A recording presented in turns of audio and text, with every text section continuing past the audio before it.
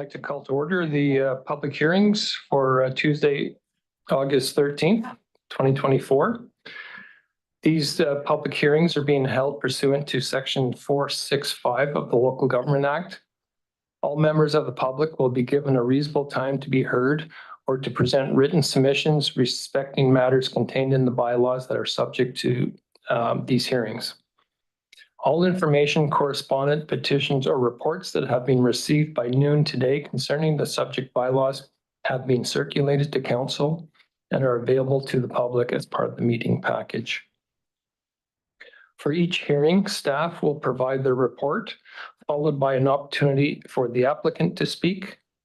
Members of the public who have pre-registered to speak have been added to the speakers list in the order that requests were received. Those pre-registered will be provided the opportunity for public comment according to the order of the speakers list, followed by comment from those who have not pre-registered. Anyone who has not pre-registered can still attend council chambers and wait to speak following those on the speakers list, or alternatively can electronically participate by calling the conference line during the live hearing at 778-907-2071 and entering meeting ID 506-489-9374 and passcode 485186. Speakers will be asked to state their name and civic address. Please note that all representations, whether written, verbal, or electronic, are available to the public for viewing as part of the public record. Remarks will be limited to 5 minutes per speaker and should include all the relevant information in their presentation. Further opportunity will be afforded to all members of the public to speak a second or third time with new information only. Once all persons have had the opportunity to speak, council may ask questions of staff, the applicant, and the public, but once the public hearings are over, no new information can be received. Council debate on the bylaws will take place during the regular council meeting following the conclusion of the public hearings. At that time, any questions of staff will be for clarification purposes only. The corporate officer will now provide information on these notices of public hearings. Thanks, Mayor Holmes. Notice that the public hearing was given by posting on the notice board at Municipal Hall and on the district's website, as well as advertising in the Summerland Review issues of August 1st and August 8th, 2024. In addition, for public hearing number 1, 275 notices were mailed to owners and occupiers on July 10th. For public hearing number 2, 13 notices were mailed to owners and occupiers on July 25th. In addition, the district has received 1 written submission in opposition with regard to the first public hearing, and 3 written submissions have been received with regard to the second public hearing, both opposed to the proposed bylaw amendments for the subject property. Okay, thank you. So we'll deal with these in turn. First, we'll do the Eco Village, so we'll hear from staff and then any members of the public. And then once that's dealt with, I'll close that public hearing, and then we'll deal with the second one regarding Prairie Valley Road. So I'll ask Odessa Cohen to introduce the Eco Village OCP amendment. Thank you. Good evening, Mayor and Council, and to the residents here today at the public hearing. I'm presenting the public hearing slides for consideration of application Z24-003 for the Eco Village for a OCP and zoning bylaw amendment. So for today, I'm going to go through a few different areas for this public hearing. I'm going to go over the project overview, the background of the project, the zoning specific to the Eco Village, and some next steps, and then we'll proceed with the public questions. So the property for the Eco Village is located on 13501 Denike Street. It is comprised of 2 parcels, one being a 55-acre plus zone institutional and OCP as administrative. The smaller piece, which is a nice arm that goes out to Morrow Ave, is currently zoned as residential suburban, and in the OCP, it is low density residential, which comprises together 67 acres of district-owned land. And these parcels are all within the urban growth boundary. So for the Eco Village, the purpose and intent of it was to determine the feasibility and develop out a sustainable and environmentally sensitive residential development on our district-owned lands. At the time that this was brought forward to council, it was in 2021 when the solar site had not yet been developed, but it is now as of last year. So it was intended to complement what would be the future and now developed solar facility with the intent to further enhance and build out continued environmental development around the site and for the area. With this in mind, there's also a rural lens to it as part of that residential development. Of the 67 acres, over 50 acres is planned to be rezoned to parkland, with 11 acres or so of developable land intended for the Eco Village, with 100 to 200 estimated units of medium density residential housing possible. The values themselves for the project were developed in 2022 as part of the final concept plan developed with consultants. This included engagement with staff, adjacent landowners, as well as Penticton Indian Band. And so these values have been a long-standing guidance and informative piece for the development of the zoning, as well as the design guidelines and for the project as a whole. With those values, there's also a number of co-benefits that have been seen through the project, such as improved sewer servicing and infrastructure servicing, diversity of housing options in an area that does not currently have a diversity currently seen. There's a number of climate action components, both for emission reduction and climate resilience. As well as the recreation trails and environmentally sensitive areas. We are looking to protect and enhance those existing trails. And we are also protecting the ESA 1 or environmentally sensitive area 1 areas with the intent to, again, build out that climate and sustainability component of the property. So with the overview in mind, this project started in 2021 with the request from council for staff to look into the feasibility of building out something called an Eco Village. From that time moving forward, staff have engaged with consultants, have engaged with Penticton Indian Band, and have developed out a number of assessments and reports in order to help understand the landscape and the area that was proposed and looked at for this development. This has helped inform, again, the zoning and the design guidelines, as well as being able to reaffirm where we can actually develop within these parcels that are proposed. We've also done a number of engagement processes, both to help with the building of the concept plan, to better understand public perception of the project, as well as understanding the zoning and design guidelines and where we could potentially improve or remediate them. And then we have also gone to our council committees to propose the project and get their feedback and their thoughts on it as well. And then as a result of those council committees, we've also done public engagement with builders. We're now at the stage where in the spring we started building out the zoning and subdivision applications, and we are now into the summer of 2024 with this public hearing and the zoning documents in front of council. Following this, if it does get approved by council and is adopted, the subdivision application will continue to proceed. And then in the fall, we plan to do a land sale. So as mentioned, we've done a lot of site assessments. The current situation for the Cartwright Mountain area that's proposed for the Eco Village, outside of the now built solar facility, it is largely undeveloped. We have a number of recreation trails and recreation users in the area that use and access Cartwright Mountain. In addition to that, we have residential development surrounding the mountain itself, particularly Deer Ridge to one side, and then we have Cartwright Mountain to the north.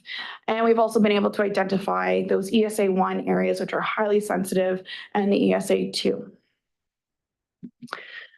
Just quickly, some of the assessments that we've done include an environmental impact, a wildfire hazard report, a Penticton Indian Band cultural heritage assessment. And in addition to these, we've also just engaged extensively with a number of experts in the field, such as planning, environmental and engineering, in order to help inform and build out the zoning and design process. So for our public engagement, again, it's gone back to 2021. More recently in 2024, we engaged with the building community to better understand how the zoning and design guidelines would be perceived and implemented with a building lens. We also looked at our council committees. We went to the Advisory Planning Commission, the APC, as well as the Community Climate Action Advisory Committee. And then we also conducted an open house in February along with a survey, which presented all of the more recent information to inform the public and also get feedback from them. So with that timeline and the background to this, what is the zoning itself?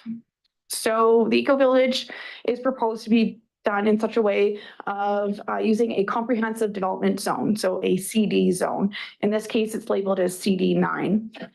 A CD or comprehensive development zone is intended to capture site-specific uses that don't quite that are not quite captured in our current zoning bylaw, but they are still compliant with the zones, whether it's the land uses or site regulations, as well as the OCP objectives and policies. So they still meet them, but it just doesn't quite have the right land uses in one specific zone that we currently have.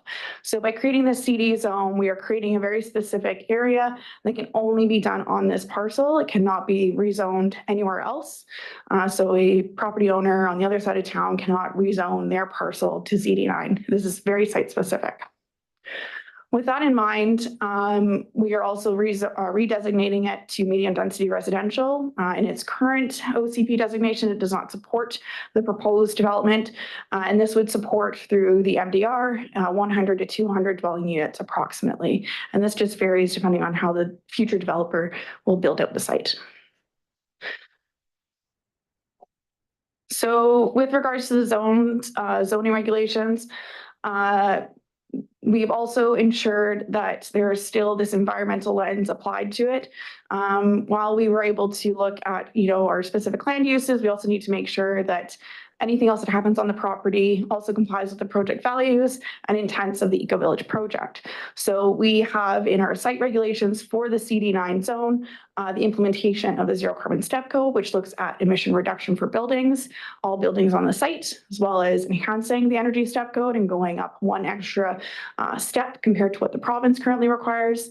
We're looking at compact and complete community design through minimizing site parking, looking at reducing setbacks, looking at reducing footprints of the buildings as well.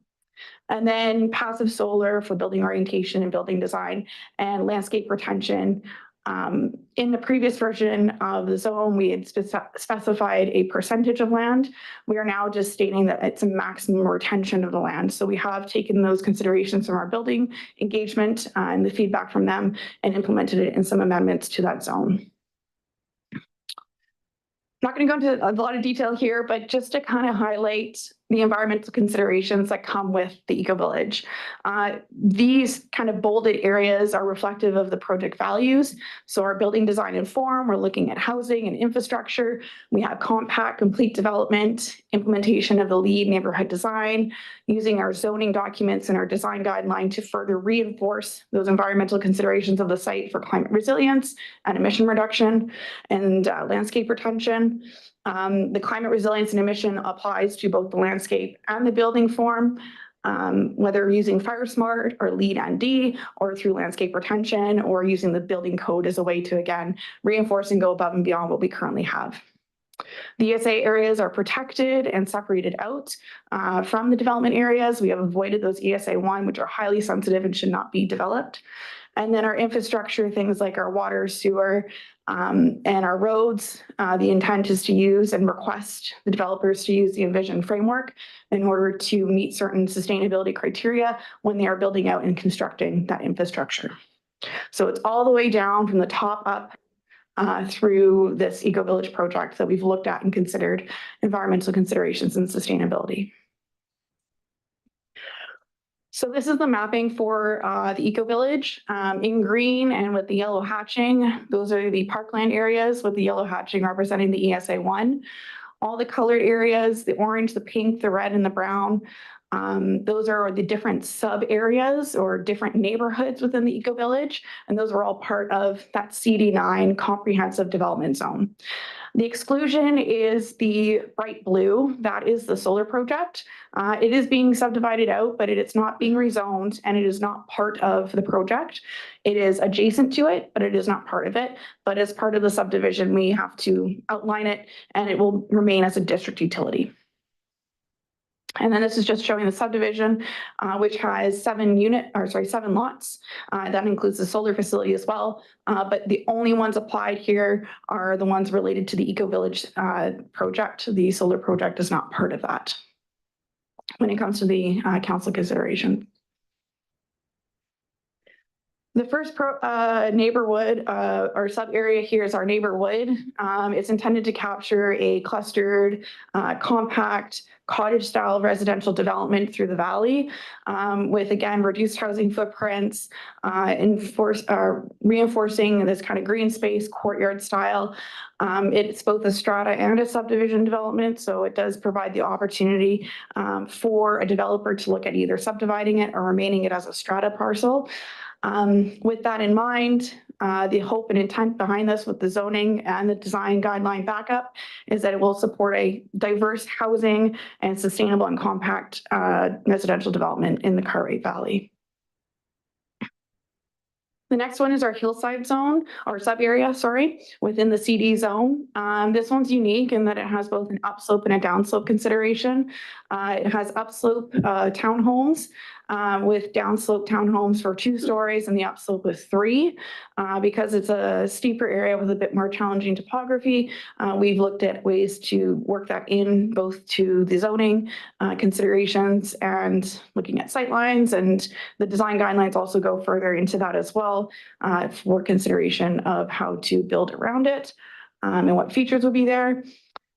Streets parking is supported as well as in-house parking. The dwelling units are all smaller size in their housing footprint. The setbacks are reduced as well, and this all goes back to reducing increasing the permeable surfaces that would exist within this area. And this is along Denike Road, so this is as soon as you enter the site. It's currently under construction, so the road itself is just gravel right now, but it would be developed out further and finalized by the developer. The high density sub area is supporting apartment development up to 4 stories with covered ground floor parking as an option. There's also accessory uses for commercial. The intent with this kind of mixed use approach to the high density area is to support the creation of services and amenities within the eco village that residents would otherwise have to go out of town or out of this area for. So instead of leaving the Cartwright area, they can stay here and they can have the option, or at least the developer would have the option to build out servicing and amenities there. And they're all very light kind of commercial. They're not heavy commercial. So it's just meant to provide something that keeps people in the site and also can service the adjacent community. And lastly, our mixed density, which is south of the solar facility in that bright blue.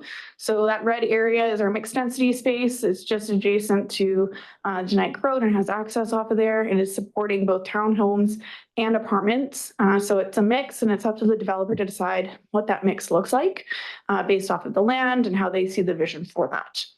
Apartments would be a max of 4 stories and townhomes are just a max of 3. Because there's no upslope or downslope component to it, we've just stated it's a maximum of 3 stories for those townhomes.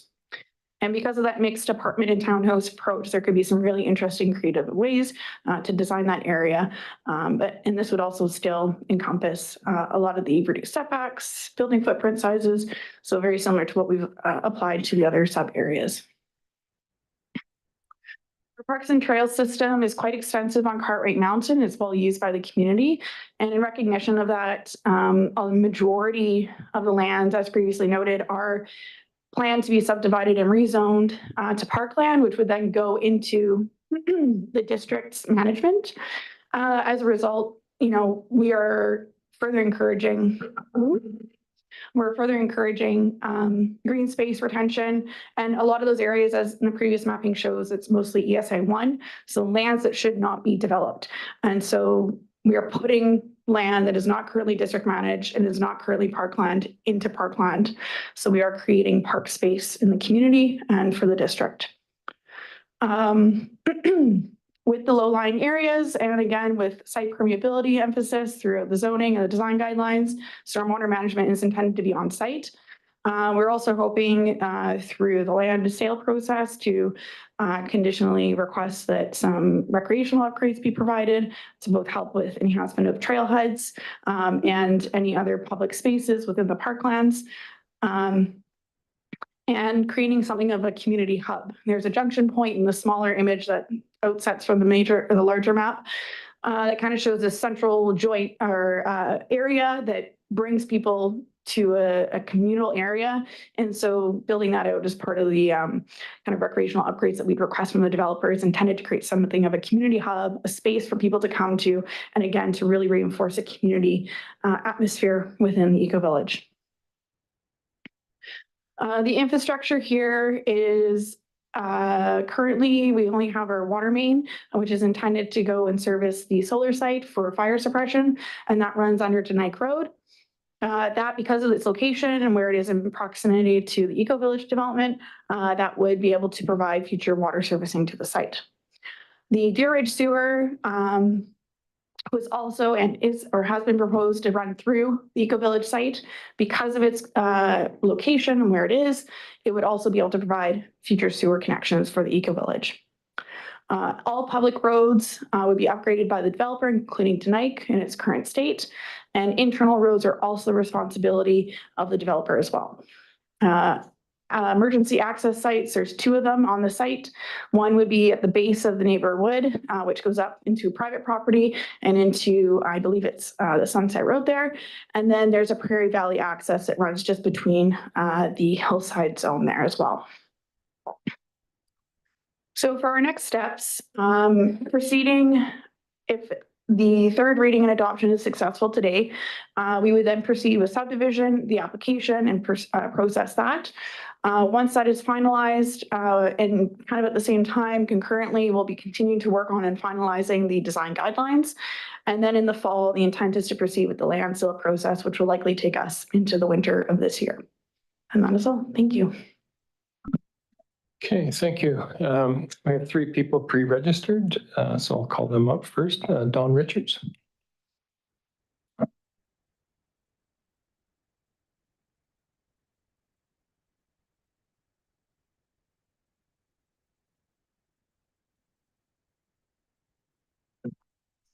My name is Don Richards. I live at 14119 Prairie Valley Road. Mayor and council, just because like a lot of people, I have visitors and I was wondering if I could speak to both public hearing proposals at this time. No, we're just dealing with the eco-village right now. Okay. Okay, well, anyway, as I stated in the letters that I sent to council, I strongly object to both of the developments, even though I'm not allowed to speak about both of them.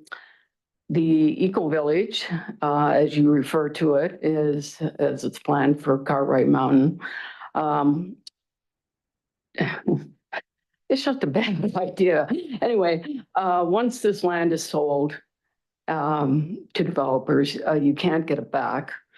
And there's nothing to replace it. Now, I realize that there's a plan for park, but it's been used as a park for a long, long time. So it's not really anything new.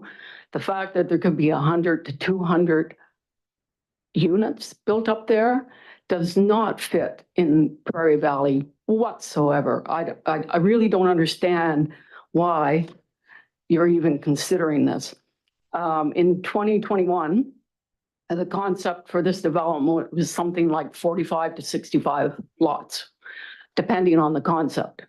Then in 2022, the concept grew to somewhere between 96 to 152 units. Now, the current proposed project is planned from 100 to 200 units, mixed family, cottages, townhouses, apartments in Prairie Valley. I don't understand what you're thinking about. Anyway, a development this size does not fit the rural agrarian aspects of Prairie Valley. I've asked before, and I never got an answer, really, what is ecologically sound about destroying a beautiful area that is used recreationally now even though it's not park, and is home to many bird species and other wildlife. What's ecologically sound about replacing it with concrete and asphalt? I just don't get that. No one's been able to tell me I mean, I see all that up there, but it doesn't really say ecological to me. It says you're ruining something that's ecological and that it's already there. Again, a development of this size does not fit Prairie Valley. I asked what ecologically sound about it, but I never got an answer. Municipality's own advisory planning commission failed to greenlight either of these developments, even though I'm not allowed to speak about the other one. Such urban sprawl does not fit in this area. Do we really want Summerland to look like West Kelowna? And I think that's the slippery slope concept that I'm talking about, because I've lived there for 30 years and it's changed quite a bit. This is beyond anything that I've seen so far. And like I said, it's going to change Prairie Valley completely. So, excuse me, back to, do we want to look like West Kelowna? So bending to the wants of developers should not take priority over those who have lived there for a long time. Listen to these people and to your own planning commission, because I've been talking to a lot of people. I go up to Cartwright a lot. Not one person has said, gee, that's a good idea, because that area that you're planning to develop is the most accessible area for families. And I see a lot of families up there. Climbing up those hills, it's not accessible at all. So I'm asking you to reconsider the scope. Even, if you're going to develop it, make it small rather than apartments and whatever you're planning, because it just doesn't fit. And neither does the one on Prairie Valley. Thank you. Thank you. Next I have up David Gregory. I gotta go. You go, David. Thank you.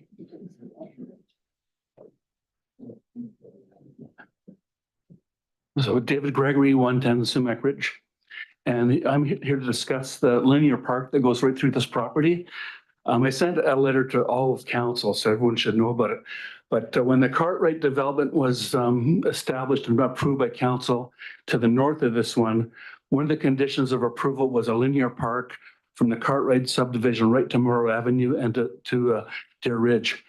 And so what council did, we approved the park, the linear park, and we approved the interpretive sign, which is on Morrow Avenue. And one of the things that's interesting is staff wasn't sure if the town was going to forget about this linear park. So what they did is they put survey posts along the entire park from Cartwright subdivision right to Morrow Avenue. I think it was 28 survey posts. Now it's a federal offense to remove a survey pin. I don't know what the fine is to remove a survey post, but it must be something because it's expensive to do the survey.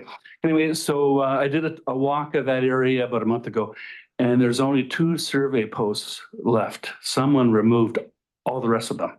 Now you can see when you used to walk, you'd see a line of the survey posts from one end right to Morrow Avenue, and it's gone. Like this is a approved linear park that should be part, and I think it would impact how the proposal is being made, because I think it goes through part of that north section of that part. In Summerland, like one of the most important parts of our history is our water system. We wouldn't have a town if it's no water. And unfortunately, for whatever reason, all of the water records at Public Works were destroyed. We have no records, no water records whatsoever. And this is one of the few parts of our town where you can still see the flume and part of that thing.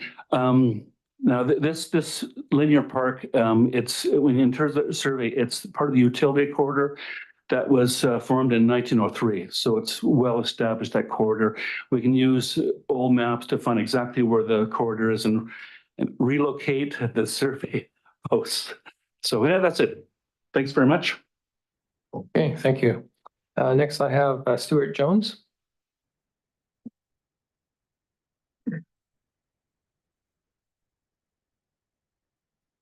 Thank you. My name is Stuart Jones and I live at 14302 Denike Street. My background as it relates to this proposal comes from being a retired partner in a multinational planning, engineering, and architecture firm. I was responsible for the urban planning and design practice, and our projects range from town plans for the likes of Nelson, BC, through to large urban developments in Canadian and US cities.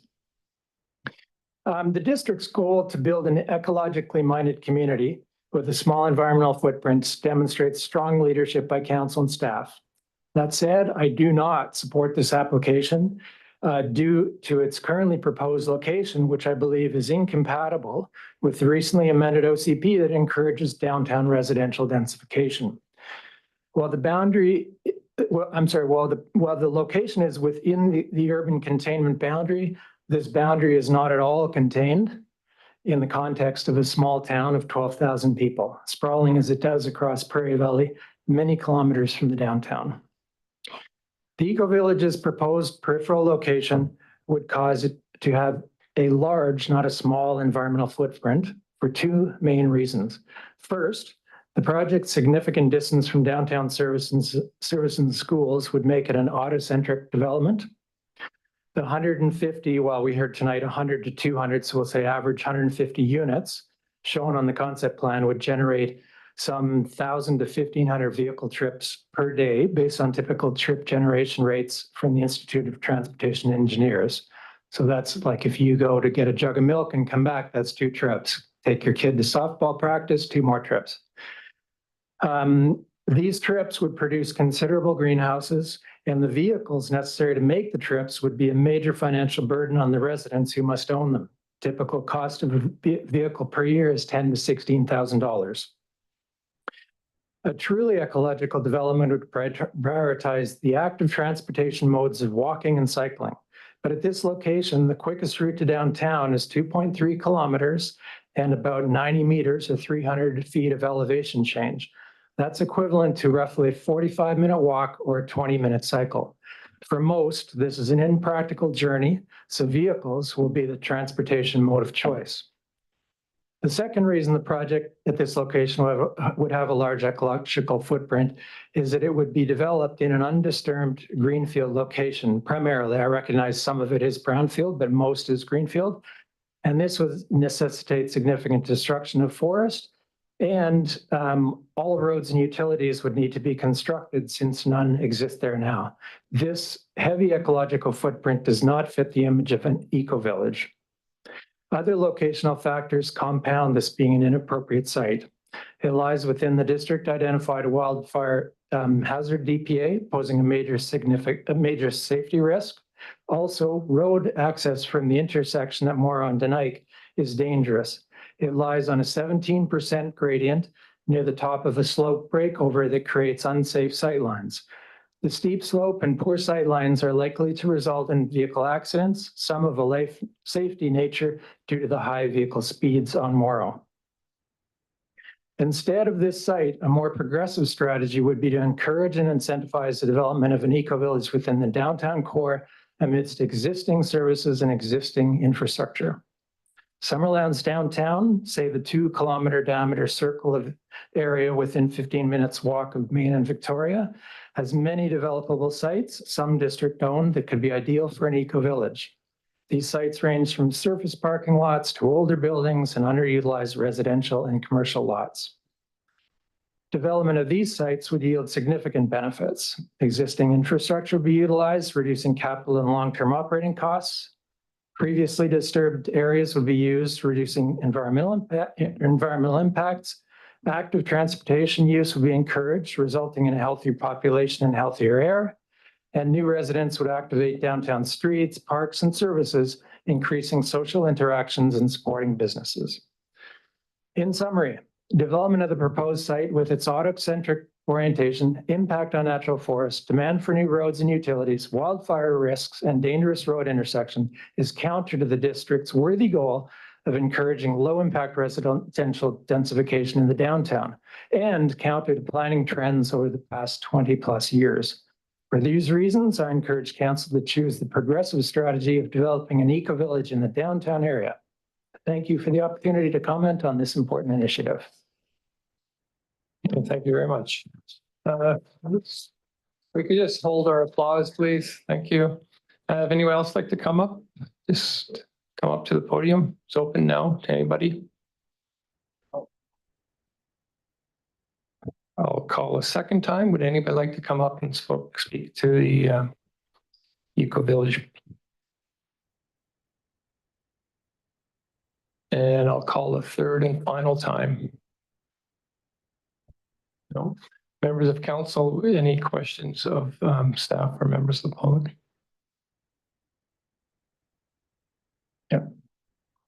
Thank you, Worship. This will be to our planning department. Dr. Gregory talked about that linear park. So we have no indication in regards to this linear park on the drawings. Can you elaborate for us in regards to this, please?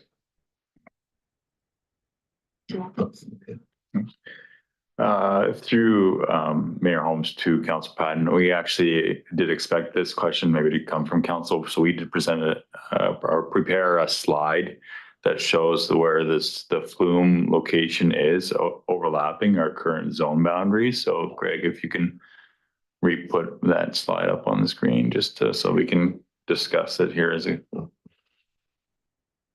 Thank you.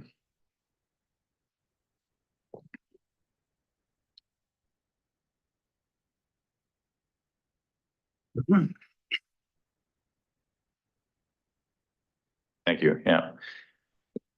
So the image on the left was actually provided to us by Mr. Gregory. It's the proposed, or it is the existing flume, historical flume location. And you can see the flume sign that's on Morrow Ave currently, and that's where a lot of people park to access the trails within Cartwright Mountain right currently. That from that location there, and the flume does continue westward, but going east into the district's property, it wraps around Cartwright Mountain and then connects to northward to the Cartwright Mountain development. So Mr. Gregory did mention that there was this idea of creating a linear park that follows the flume trail line as a historical symbol of the flume being a part of our community's heritage. So that parkland dedication was included as part of Cartwright Mountain development. So you can actually see it's not really visible too much on this map, but if you go north from the district's property, there is parkland dedication that follows that flume trail all the way down the mountain, and it's existing currently. So we wanted to show this because it's not like we haven't thought about this ourselves at the staff level. The green areas identified on the zoning map are intentional. They're intentional to protect the environmentally sensitive areas as described by Odessa Cohen, but also to protect the cultural assets that we have on the property. And so you can see through this visual that the flume line is protected currently, or being proposed to be protected through the placement of the parkland zoning within the Eco Village property. And none of the development properties are proposed to be overlapping the flume line. And I would actually posit a little further that currently the current zoning, which is residential for a portion of this property and then administrative, does not currently protect the flume as a heritage resource. So we are, I think, making a better step here towards protecting that flume linear park moving into the future. Thanks.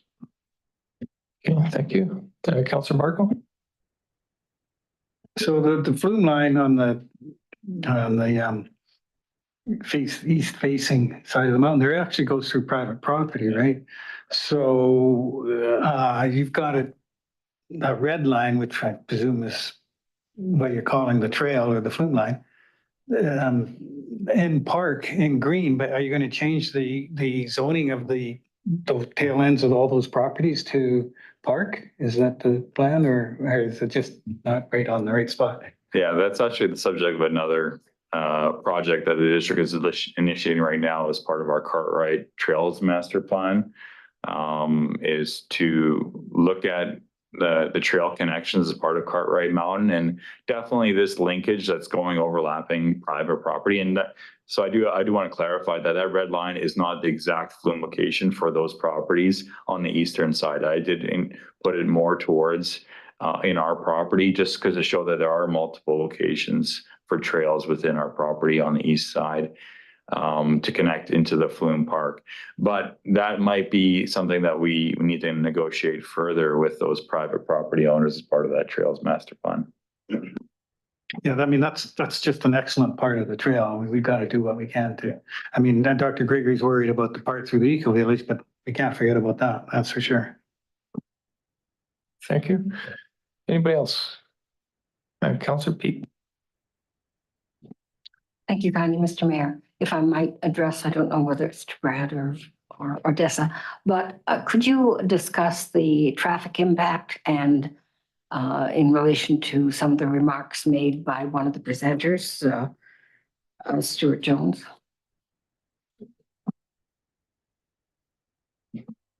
I can take that. Maybe if there's anything missing, Bobby or Dessa can jump in from after my answer here. And thank you for the question, Councillor. We initiated this project back in 2021, looking at the feasibility first of whether we could facilitate a residential development. And so that's where the initial concepts and the member of the public was correct, was looking at a single family lot development first and a reduction of number of lots versus the number of units proposed today. But the primary concerns were access and vehicle access into the site.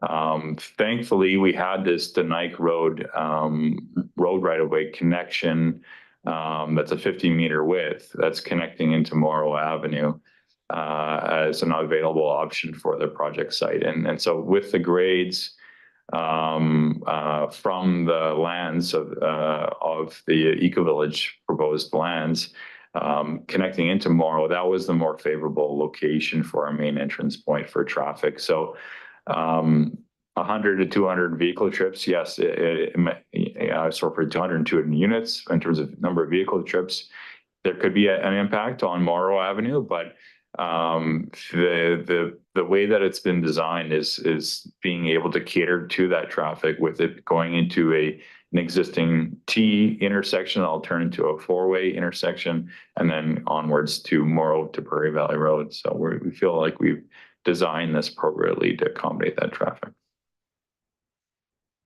Okay, Councillor Barkle.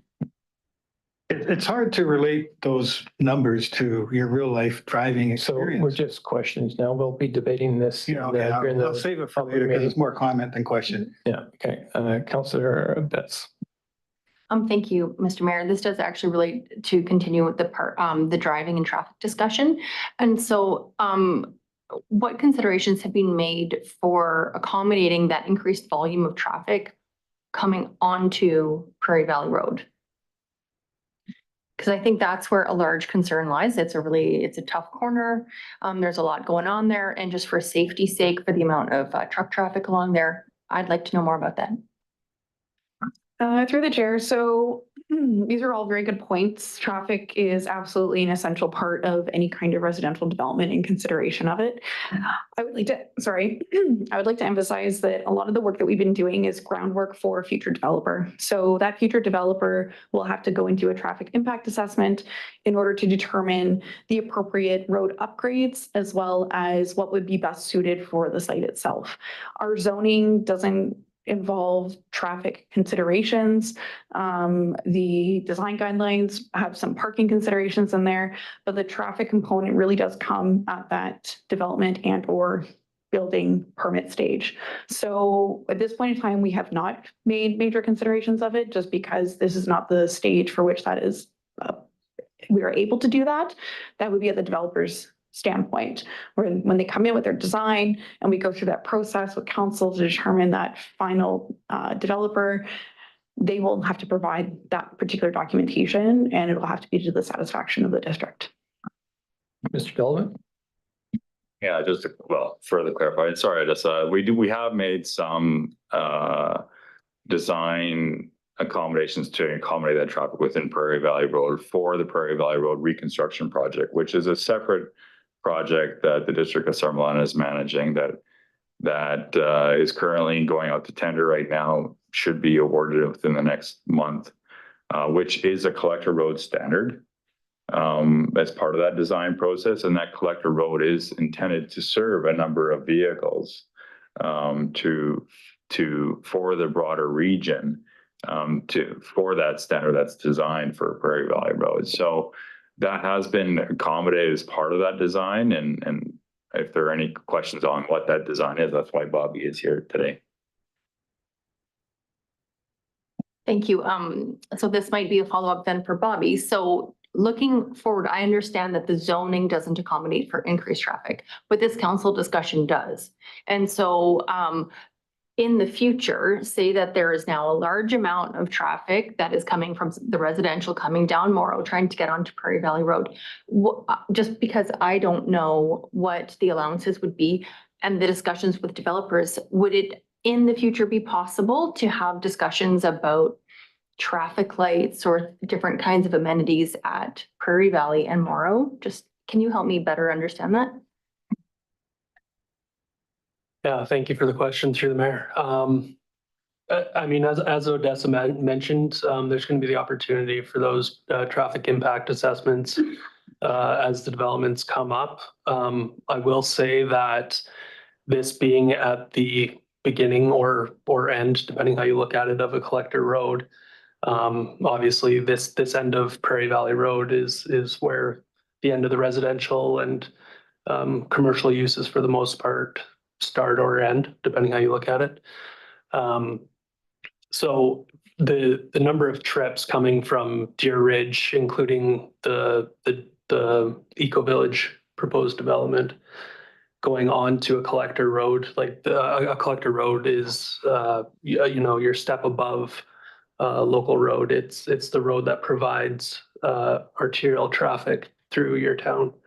So saying that it's not necessarily collecting as much traffic as you'd maybe see near the Prairie Valley and Victoria intersection at the Oval About, for example. I think the upgrades that we're doing would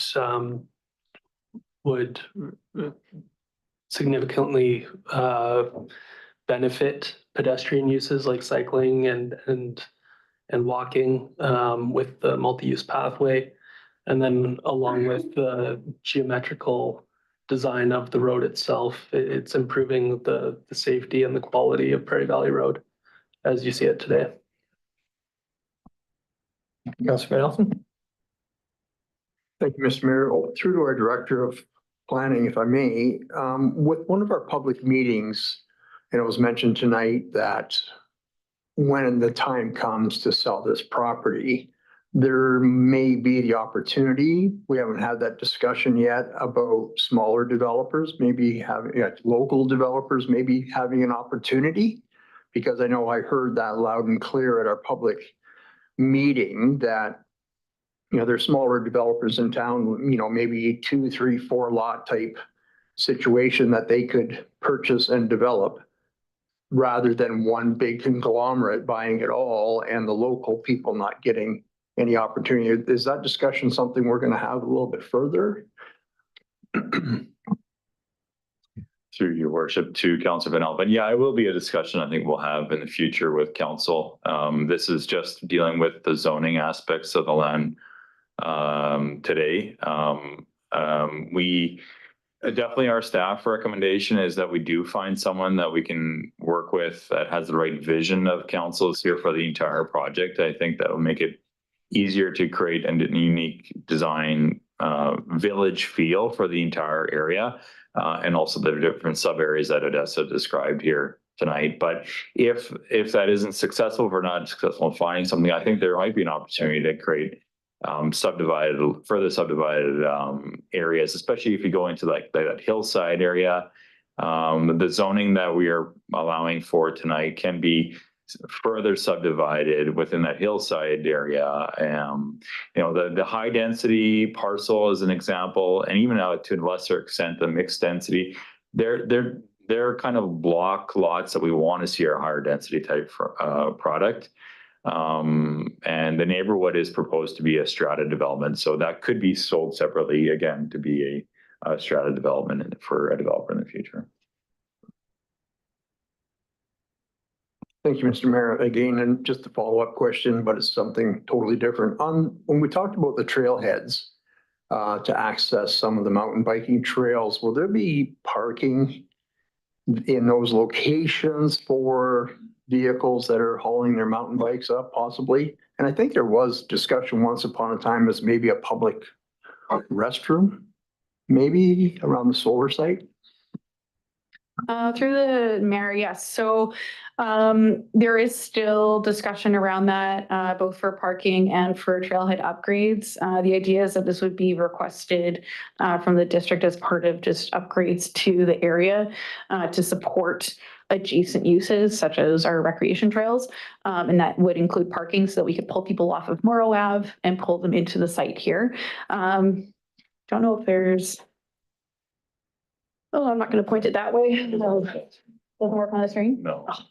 All right. Sorry. So in the small little inset, there's this little tail that comes off from the top of the solar site. That's the location that staff have kind of envisioned as where you would have the trailhead access. It lines up currently with some of the existing trail networks there. It also does line up with what we had seen before, that flume trail. So the idea is that we'd have some parking along the length of it, and then where that little cul-de-sac is where you'd have kind of the trailhead access. And it could be, I don't know if we have any other sites. I don't think we considered any other areas there, but that seemed like the best one based off of its proximity to the rest of the sub areas in the project site. Yeah. Councillor Trainer? In terms of walkability from the site, can you remind me, did we ever talk about having a trail that could connect down to Taylor Place? Is there an opportunity for that at all? Your worship, to Deputy Mayor Trainer. Yes, definitely. That is still our plan as part of the Eco Village property. It's part of another rationale for why the parkland is where it's at and there is an existing trail that is getting close to that. It's the former Flume Trail as well. And we do want to negotiate with the two landowners that kind of border that connection point to get into Taylor Place. It's going to be a bit of a discussion. The district does have a right-of-way in place currently for those properties, but it's primarily for underground utilities, not for above ground access. So it'll be a bit of a discussion with those two property owners. Thank you, Worship. I realize the comprehensive zone, the CD9, I believe. Does Bill 44 relate at all to a comprehensive development zone?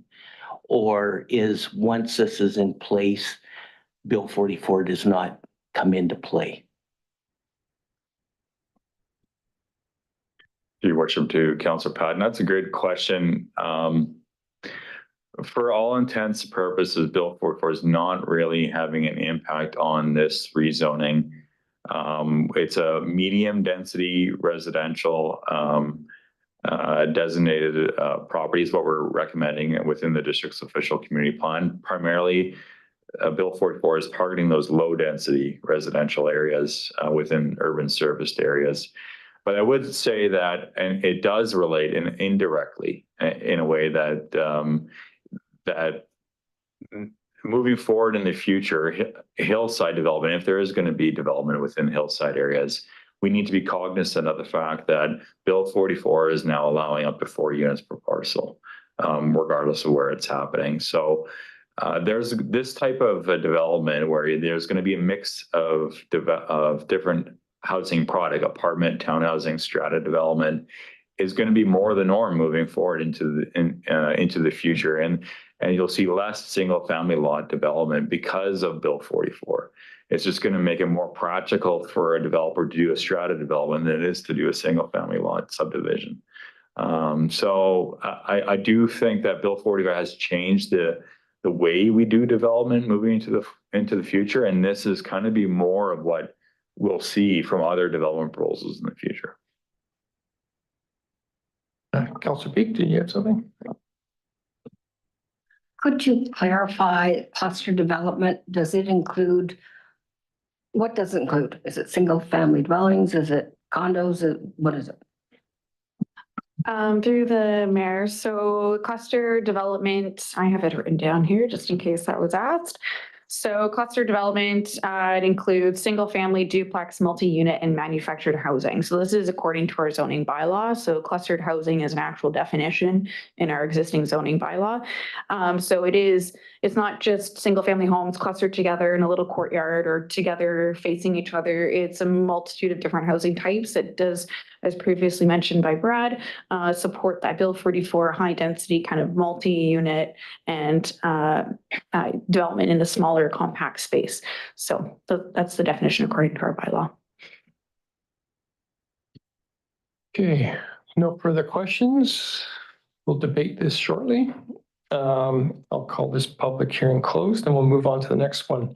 The Prairie Valley Road, and I'll ask Mr. Delavat to introduce this one.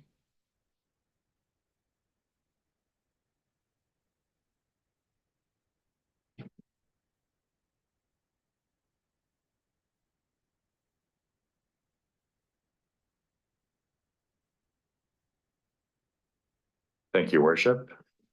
This application is to redesignate two properties adjacent to Prairie Valley Road to medium density residential, include a portion of one of those properties into the district's urban growth boundary.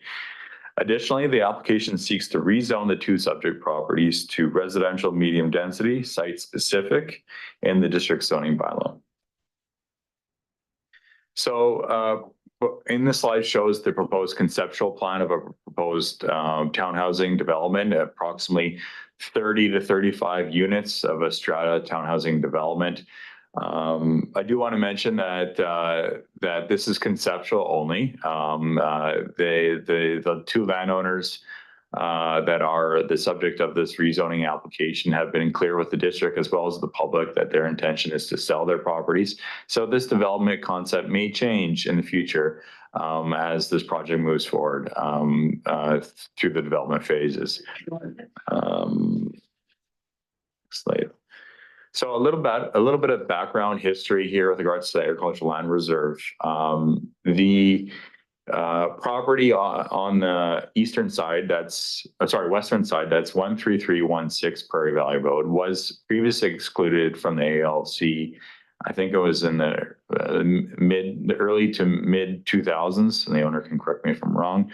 And then the 12914 Prairie Valley Road was subject to a ALC exclusion approval from the ALC for that yellow orange polygon area, and that was approved in 2016. So that ALC decision is still outstanding. It needs to go the land that has in that yellow polygon area has to be subdivided from the parent farm parcel for it to be excluded, and that is still that application is still in process right now. So I just want to mention that for staff's perspective, we do recommend that we hold the rezoning at third reading until this ALC application is complete and that the lands are removed from the ALR. With regards to the urban growth boundary, specifically the application before council tonight is just dealing with 12914 Prairie Valley Road for that as mentioned, the exclusion area that was previously approved by the ALC.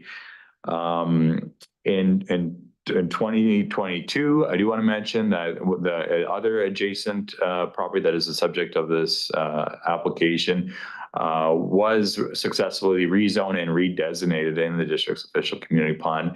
And at that time, the urban growth boundary was added to 13316 Prairie Valley Road. So that has already taken place. There's a need for the extension of the urban growth boundary for this application in order to facilitate the medium residential development occurring on the subject properties. A couple of points with regards to consideration of expanding the urban growth boundary, like the staff do note that the site is in fairly close proximity to the downtown as well as nearby the areas that are planned for future urban growth. The land has been recently approved for exclusion from the ALR due to its low agricultural value on site. And so there are no other real valid uses now identified for the site moving to the future other than residential. And then as well, I do want to mention that the previous property at 13316 was added most recently by council. With regards to environmental sensitivity, both property owners have completed their own environmental impact assessments, and those are attached to council's package if you look in the public hearing materials. And just as a visual, we pulled the environmental sensitivity inventories for both properties here on this PowerPoint. You can see that most of the environmentally sensitive area that's rated 1 or 2 is on the upper slope parts of the subject property. So there are some substantial slopes on both subject properties, but it's on the upper crest of the toe of Cartwright Mountain where most of that environmental sensitivity lies for both parcels. So that is part of the rationale for why the development proposal is on the lower portion of the subject properties, is to preserve that higher and sensitive valued land up above the crest of the upper slope on these two subject properties. And for that reason, the consultant for both properties was recommending that we establish a protected conservation covenant for that ESA 1 areas up above. With regards to neighborhood context, this is the very toe of Cartwright Mountain. It's a fairly rural landscaped area. It's ALR land across the road on Prairie Valley Road. So some farm parcels that are existing. It's also adjacent, this proposed development, to the Eco Village property. So we had just a previous discussion on the Eco Village. And there are existing water services for the subject property. With regards to sanitary sewer service, there is no sanitary sewer service there currently, but the applicants have been in discussions with District of Summerland staff in including a sanitary sewer connection as part of the Prairie Valley Road reconstruction project, which is expected to start this fall of 2024. And they are intending to pay for that sanitary sewer connection themselves from their subject properties down to Cartwright Avenue to connect into the district's existing sanitary sewer system. With regards to the actual land use request, as mentioned, the proposed designation is medium density residential. The intent of the medium density residential designation is to encourage infill development through street oriented low rise apartments, stacked multiplex units, row houses, townhouses up to 4 stories in height, and bare land strata housing developments in the form of dense small format cluster housing within the community. This land use also supports flexibility for additional residential density in and around the downtown core and act as a buffer between low density residential and high density residential. The intent as well as the medium density residential is to encourage different types of housing product to be built within our community to encourage a more diversity of housing supply to meet housing needs for our community. The zoning bylaw request specifically, the RMD zone is currently designed for more flat urban centric zone lots. So in discussing this application with the applicant, we were cognizant of the staff level as well as the applicant was with regards to the hillside setting. And for that reason, it was requested with a number of site-specific provisions within the RMD zoning, which I'll get into here on the next slide, to accommodate that hillside setting of the RMD zoning versus it being a kind of a flat urban lot. that can be built on. The development property is significantly constrained by the slope characteristics of the subject property. So that was another site as well, or a limiting factor with regards to consideration of medium density within these two subject properties. So that site-specific zoning is encouraged to have a more safe development footprint while still maximize the amount of development area of the subject property. So with regards to what specifically is being requested for those site-specific changes, the subdivision regulations are proposed to be reduced from 1,100 square meters to 800 square meters, and as well as the minimum lot width from 30 meters to 25 meters to allow for potential further subdivision. And then the siting regulations, primarily the yard setbacks, are being scrunched in from what is currently in the RMD zone from 6 to 4 meters for the front yard setback, and from 7.5 to 6 meters for the rear yard setback, and then finally for the side exterior setback from 6 meters to 4 meters.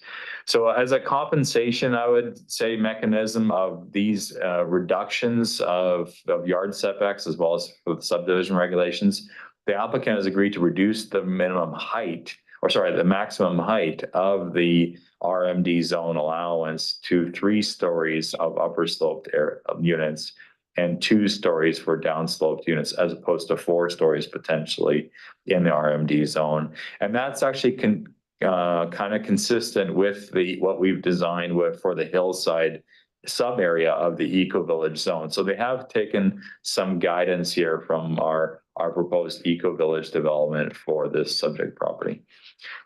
Similarly, with regards to this other regulation, again, this is pulled from the CD9 zone, is that any areas that are going to be impacted that exceed slopes that are greater than 30%, that it be rehabilitated and revegetated with site appropriate native vegetation through irrigation for a period of 2 years, so that sloped area can be protected through vegetation and ensure that it's going to be retained in its form that's developed at moving into the future. And just to wrap up, in closing, staff is recommending that council does proceed with the rezoning application on this project to provide additional missing middle townhousing units for the community. As for the expansion of the urban growth boundary, staff does note that the property is currently bordered by 2 properties within the urban growth boundary, and if successful, excluded from the ALR would be similar to the topography and characteristics of these other 2 properties, as well as the site-specific uses proposed that are envisioned within the district's Eco Village hillside sub-area. And from staff's perspective, it is more conducive to a hillside setting. So happy to take any questions from council. Thank you. Thanks. I think maybe we'll hear from the public first.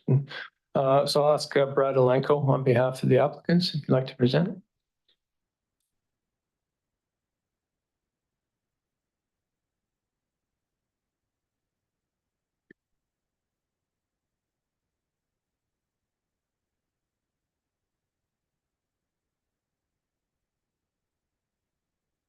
Thank you, Mayor and Council, for this opportunity to make a brief presentation.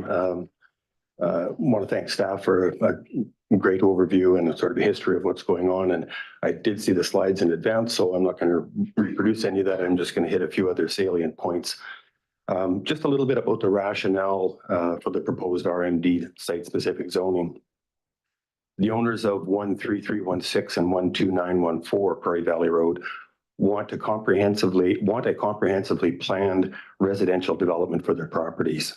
A development that includes consistent design elements that flow through the entire project, and a site plan that holistically considers important site planning matters such as parking, amenity, and refuse collection. The proposed zoning will result in the requirement of an approved development permit prior to the construction of a future multifamily development. This will ensure the aesthetic value and site planning for the project meet the District of Summerland's design and development requirements and expectations. Just a little bit of additional information. The proposed zoning will result in the developer acquiring the property and constructing a multifamily project that has consistent architectural appearance and a comprehensively designed site plan. The owner of 12914 and 13316 are working cooperatively with each other to share services and road access requirements to minimize impacts on the infrastructure that would result from an independent development. Traffic generation from a development with the proposed RMD site-specific zoning will be very similar to the traffic generation from a development constructed with the current RU2 zoning, as residential densities could be very similar between the two. And I just wanted to expand on that a bit, and unfortunately, my image is a little bit small. On the left-hand image, I've created, oh, and you can't really see them. You can see the numbers there. I've got some lot lines on there. The current zoning has got a minimum parcel size, and I've generated what, I think he's going to try to blow it up. I've generated what could be constructed under the current zoning from a parcel size perspective. And the numerals that are on that left hand inside those sort of lots or polygons represents what could currently be built in terms of the number of units based on the current zoning. The current zoning does allow up to 4. That would require a fairly large lot. We don't think that you could get 4 units on each lot. But on the left-hand scenario, which is the current zoning, the development has the potential for roughly 35 units. Might be less. I don't think it would be more on approximately 11 lots. On the right-hand side is our proposal, and the bottom, the very bottom right-hand side, there's about 6 or so units on there. Those are those represent the development that would occur on the one lot that's being added into the growth boundary. Very small number of units on there, but that right-hand image represents what could happen in a strata type of development. And in my earlier language, I talked about a consistent site plan. Under the current zone, there could be 11 different property owners buying individually one of those lots and individually developing that lot to put a duplex or a threeplex or something like that. But they would each be done independently, and there would be no consistency on that project. Our clients are not asking to increase the density. The density is going to be about the same. This zoning will simply allow a multifamily strata type of project to occur where a developer could then comprehensively plan that site. So you have some integration of the architectural character, and the site plan can be kind of planned holistically. So on the development consequences currently, each lot developed independently by different owners with no design consistency, and it could be a multi-year build out. Each individual owner could build on their own timing. So there could be 5-10 years of construction going on. In the scenario that our clients are proposing, it'd be a multifamily project likely built by one developer. A development permit would be required because it would be a multifamily development, and that would ensure good planning and quality architecture.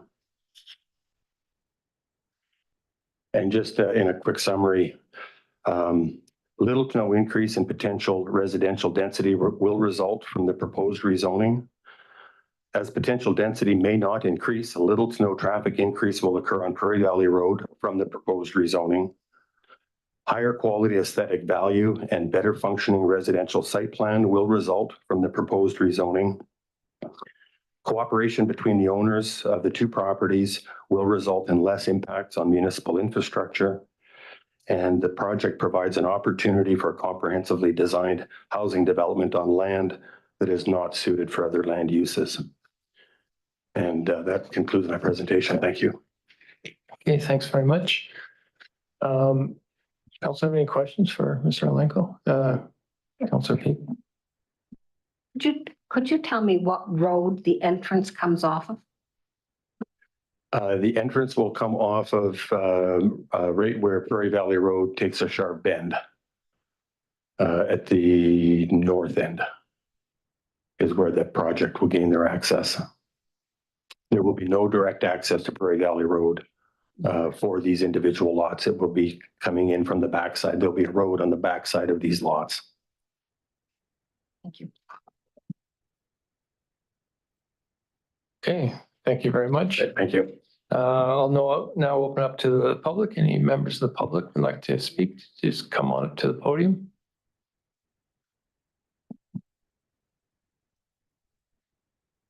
Hi, Council. Brad Besler. Tonight, Brad Dolavat said that the developer intends to pay the full cost for the sewer extension. The same thing was said at the public open house in July. My concern is that the sewer extension is going to be installed and then the developer is going to not want to pay the full cost and is going to come to council for a reduced fee, which means taxpayers will be charged for the difference. So I'd like to know what steps are being taken to ensure that the developer pays the full cost for the sewer extension. Will there be a contract in place before it's installed? Thank you. Okay, thank you. Anybody else? Just come up to the podium, sir.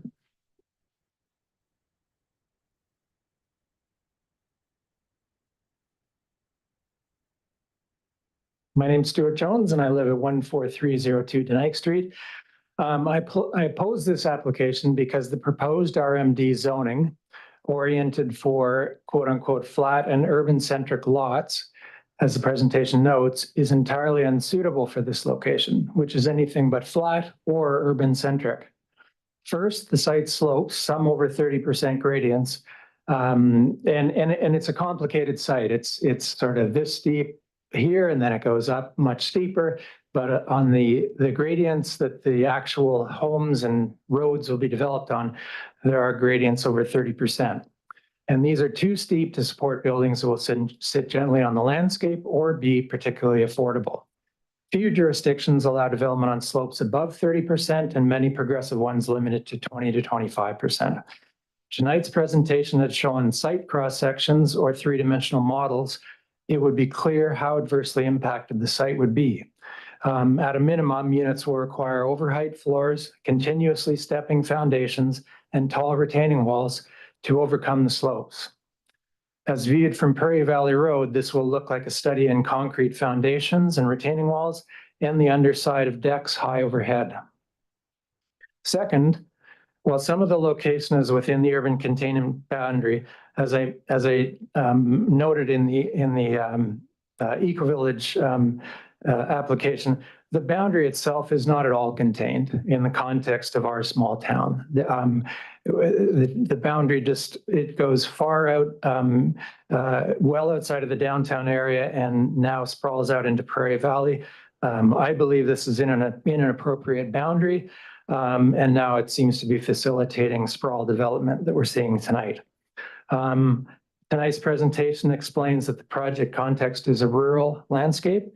This seems reasonable given the pastoral farms that spread across the valley, particularly impressive when rounding the corner on Prairie Valley Road. But the proposed RMD zoning is described as intended for urban-centric lots. There is nothing urban-centric about this site. It is a rural location where multifamily housing, particularly enforced onto such steep slopes, is entirely inappropriate. In summary, while projects with medium density attached units are an ideal way to help with affordable housing, they should be situated on flatter sites in an urban context such as the downtown. This would be consistent with the recently amended OCP, which encourages downtown residential densification. Thank you. Thank you very much. Anybody else like to come up?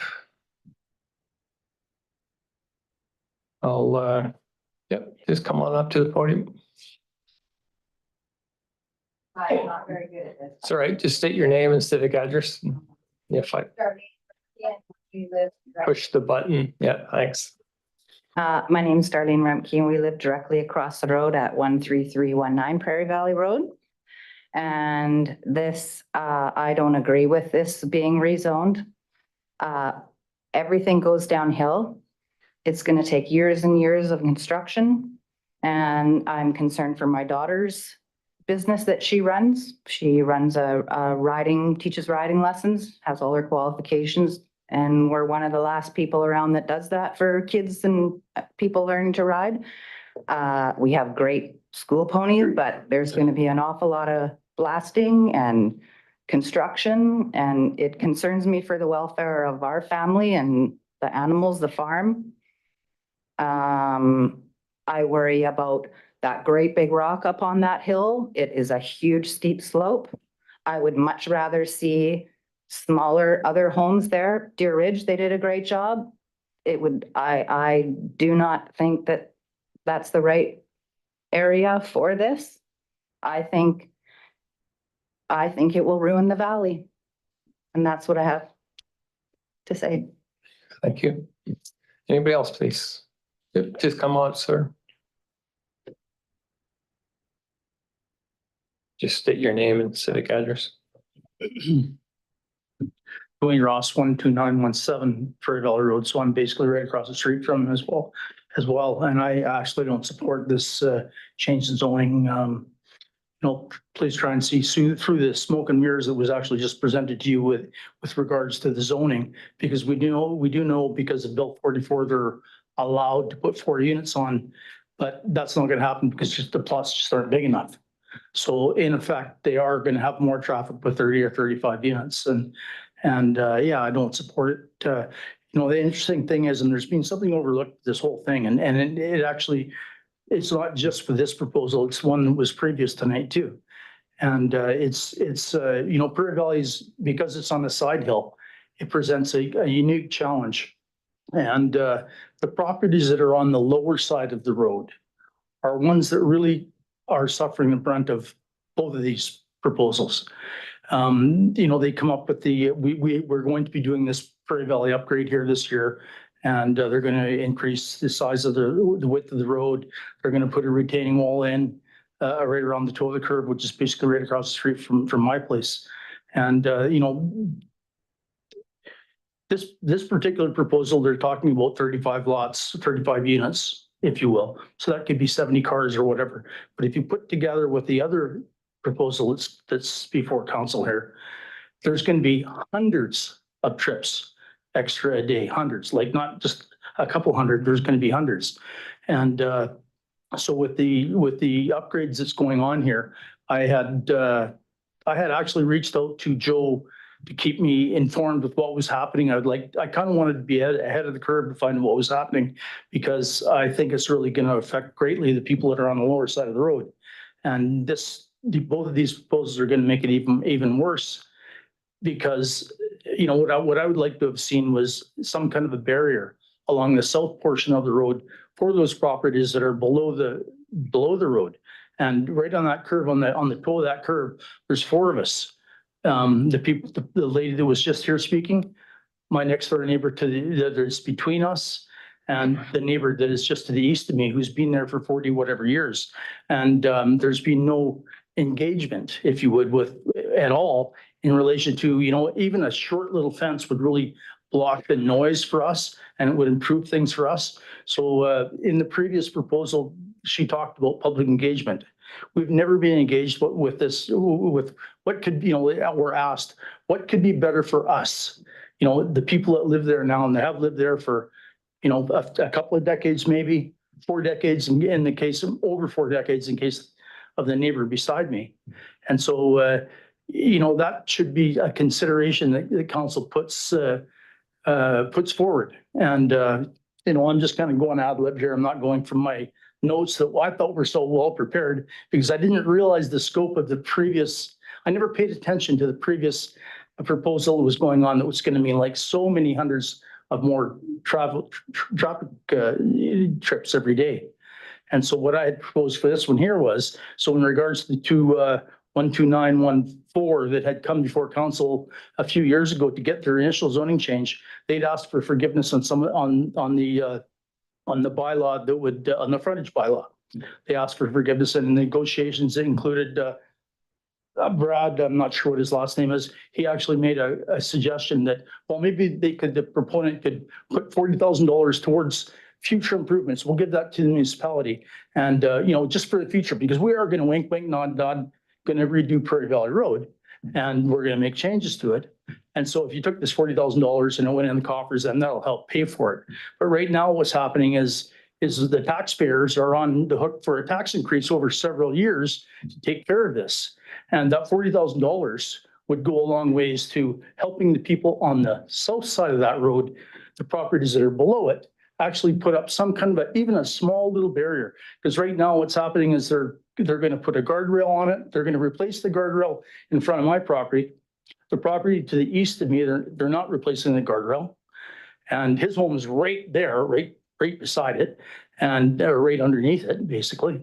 And they're going to put a between the power pole, it's just to the left of my home, and my driveway, they're going to put a 60-foot or 58-foot or 68-foot concrete barrier after I kind of lobbied that there was something. And what I really wanted and what my neighbors wanted, I haven't spoke to all of them, but I think we all would like to see some kind of a barrier there, a fence of some sort, top of bank type fence, because of the nature of the geographical area.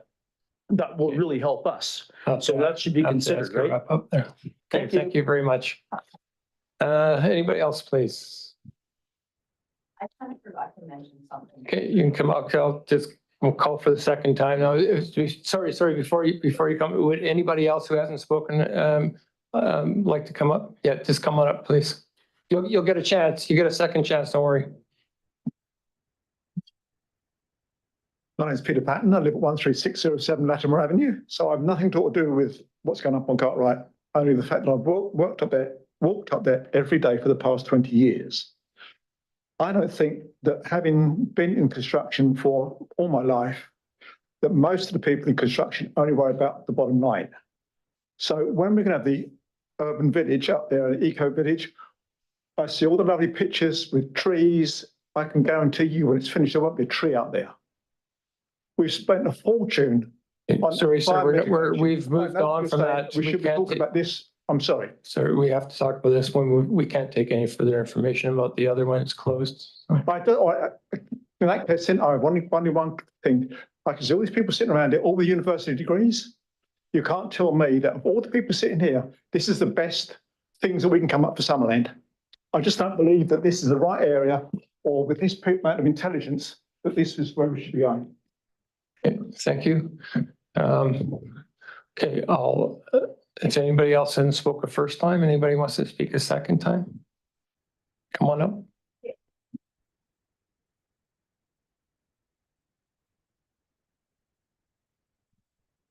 I'm back. Another huge concern I have is the way that these vehicles are going to come down on Morrow there. We watch every year cars sliding in the wintertime, doing donuts, not stopping at the bottom. For all these cars to be going, we have cars slide off the road. They've taken out our horse's fence several times through the years that we've lived there. We've been in that house almost 20 years, lived across the road from that, 18 before that. It is just the road, it's not going to hold the traffic. There will be accidents everywhere. The winery, they have their fence taken out all the time.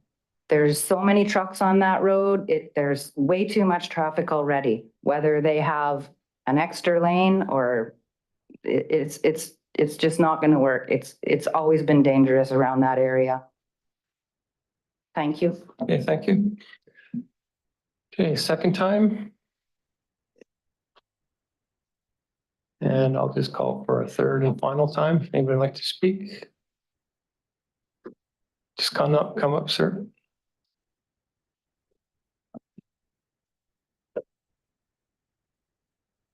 Yes, I just wanted to also bring up exactly what that lady did. We're concerned about the traffic volumes, the speed of it, how it's managed, because it isn't managed at all. There's no enforcement for anything. We have, we're hopeful that the road surface is going to look a lot better, but I can tell you that I'll speak for me and the neighbor to the east and the neighbor to the west of me. It is a terrible situation there with the traffic, and I don't think that either one of these developments should go forward with the current situation we have with the road.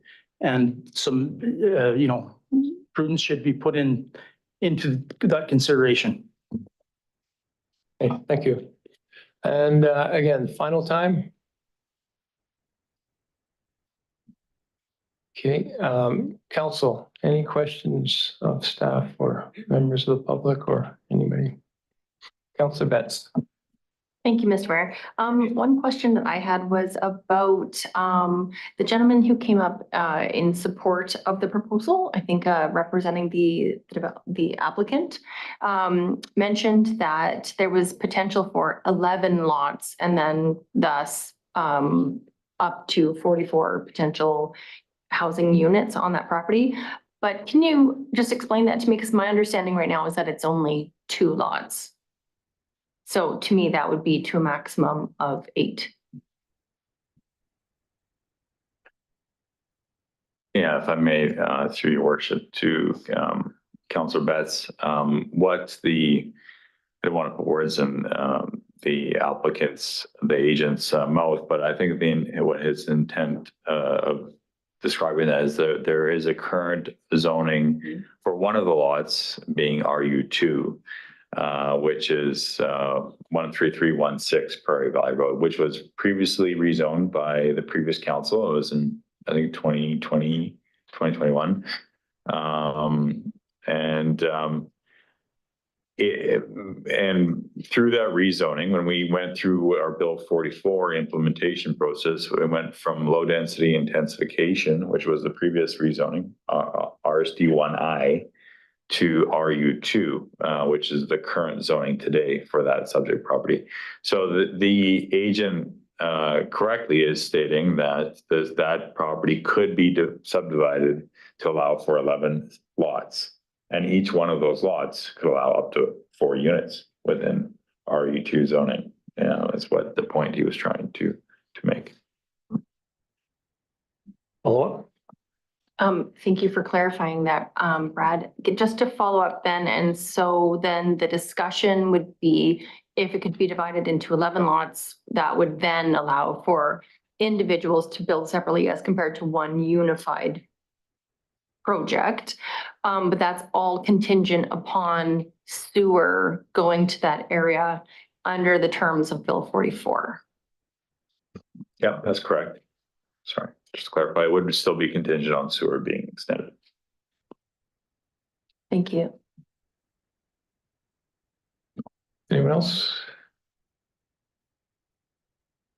Councilor Trent. I just have a question about slope stability in that area. There was one comment made that the gradients are too steep. So I'm just wondering, how is the slope stability going to be accommodated and what kind of retaining walls would that project end up with? Just a vague idea. Your worship to Deputy Mayor Trainer. Yeah, I think this is still to be determined. As presented by staff, the intention of this, the two landowners is to sell these properties, and the development concept most likely will change with that sale process. The developer would have a different idea, maybe a lot of unit layout, etc. For the subdivision process, during that process where we'd get into the finer detail of a geotechnical investigation and looking at the rock cuts that would be required and having a professional review and assessment as part of that subdivision application. We didn't need it required for this rezoning type for council because it would be dealt with that future subdivision proposal. So with those further reports, then those could reveal that maybe not as many homes could be built? Definitely, yeah, that could definitely happen. Okay, so we don't have full information about the slope stability at this point. No, it wasn't a requirement for this rezoning. Okay, thank you. Councilor Peak. This is a question not to do with the rezoning or the OCP, but a general question. is there, in the redesign of Prairie Valley Road and the work that's being done, is there any opportunity to address some of the concerns that were expressed this evening by people on the downslope of Prairie Valley?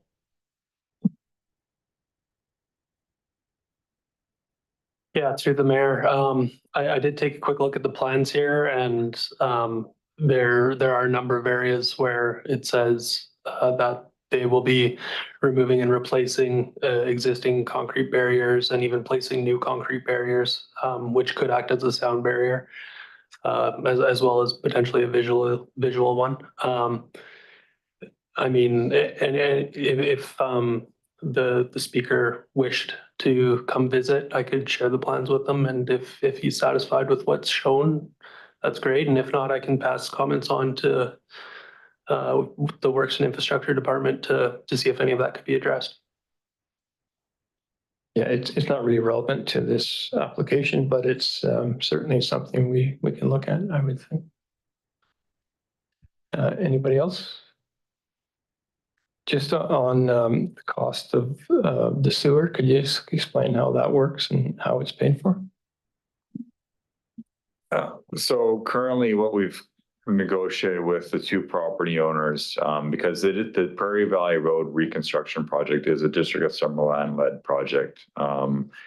And we've recently went out publicly with a bid process for contractors to bid on this project, was to enter into a servicing agreement for the extension of the sewer servicing from the current location of where our sanitary sewer system is to the subject properties. And conveniently, the grades for Prairie Valley Road work out, like the crest of the Prairie Valley Road and as it bends around Cartwright Mountain is the high point, and then it slopes down into Cartwright Avenue from there. So they paid already for the design component of the sewer,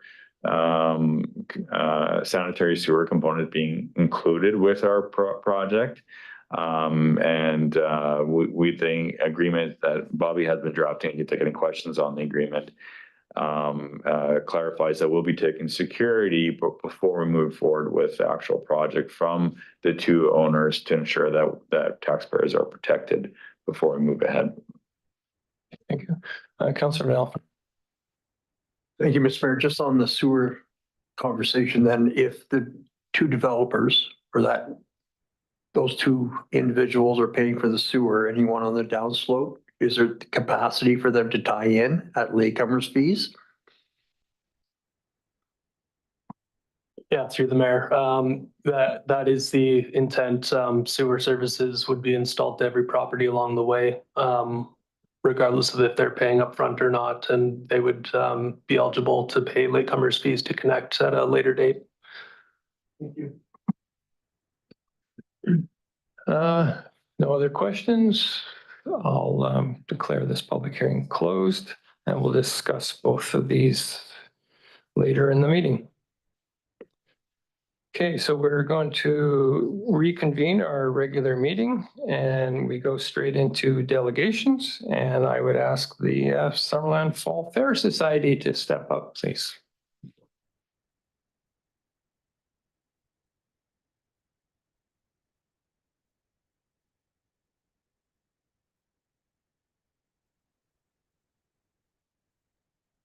Good evening, Mayor and Council.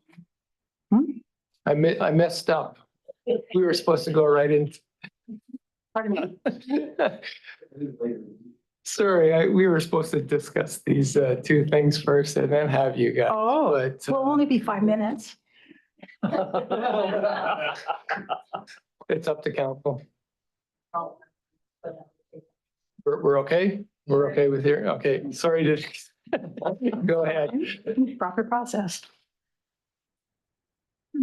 So it's with great pleasure to announce this year's Summerland Fall Fair.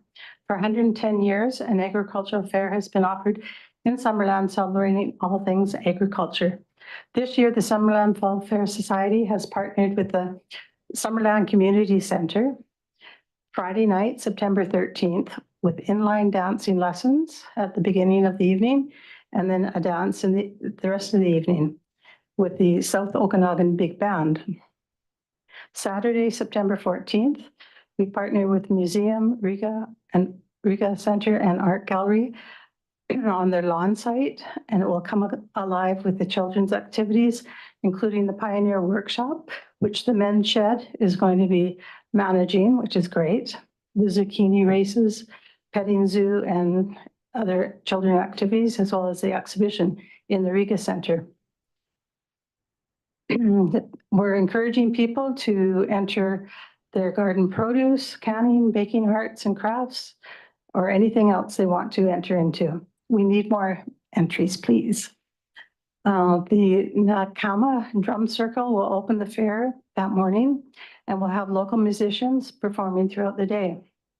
New for 2024, under the big tent, will be the chef and farmers food demonstrations ongoing during the day.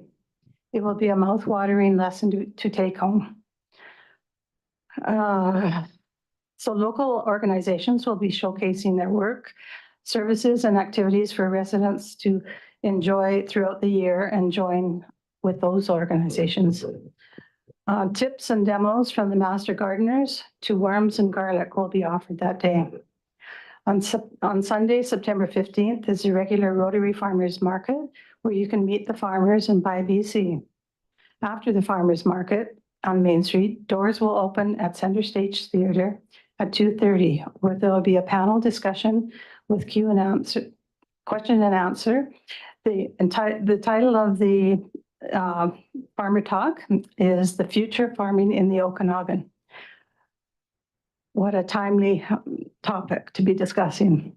Panel members include representatives from the tree fruit and grape sectors, as well as our past Minister of Agriculture, Corky Evans, and Okanagan Nation Alliance Chief Byron Louie. All have vast knowledge and understanding of challenges the farmers are facing. We'll have infomercials with an update on the Summerland Food Hub and the Summerland Community Gardens, and also the General Manager of BC Young Agrarians and Land Matching Program. The session will end with a small social and networking opportunity for everyone. Thank you again for supporting the Summerland Fall Fair Society with the grant and aid and the many efforts council and staff have shown all year. Come and join in a Made in Summerland weekend. And Barbara is my trusted co-chair. I'm glad I'm trusted.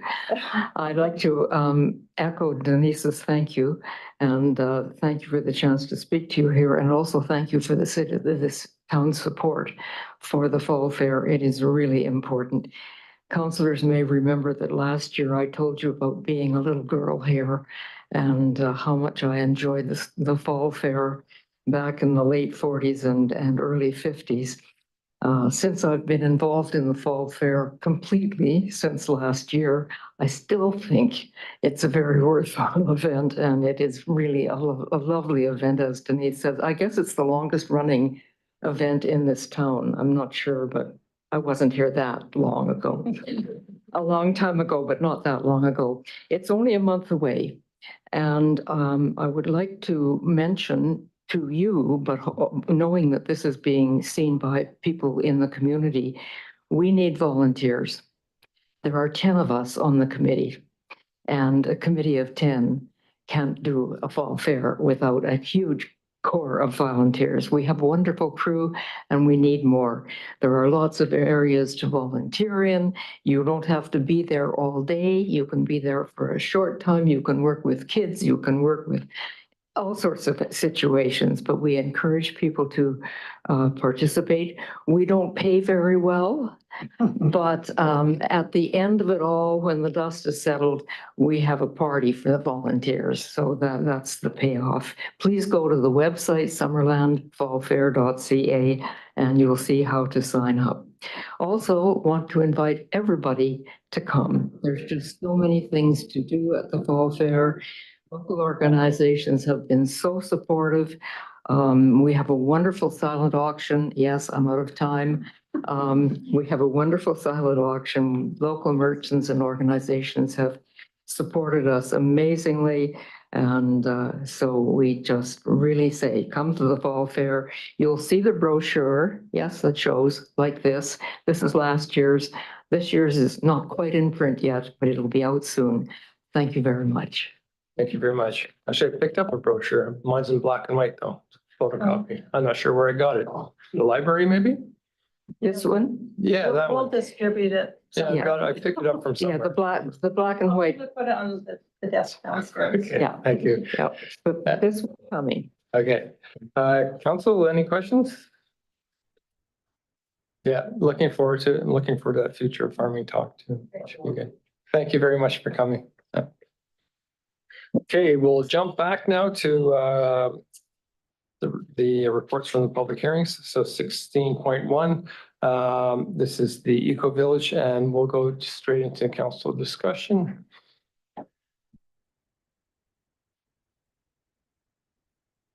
Who wants to start? Council Barkwell. Actually, I was sort of looking for a motion on the table to start the discussion. Well, there's the motion, the first, second reading we've already passed. So if we get that motion up on the screen, maybe. So this is for third reading and adoption, right? So I should make the motion first and. Yeah.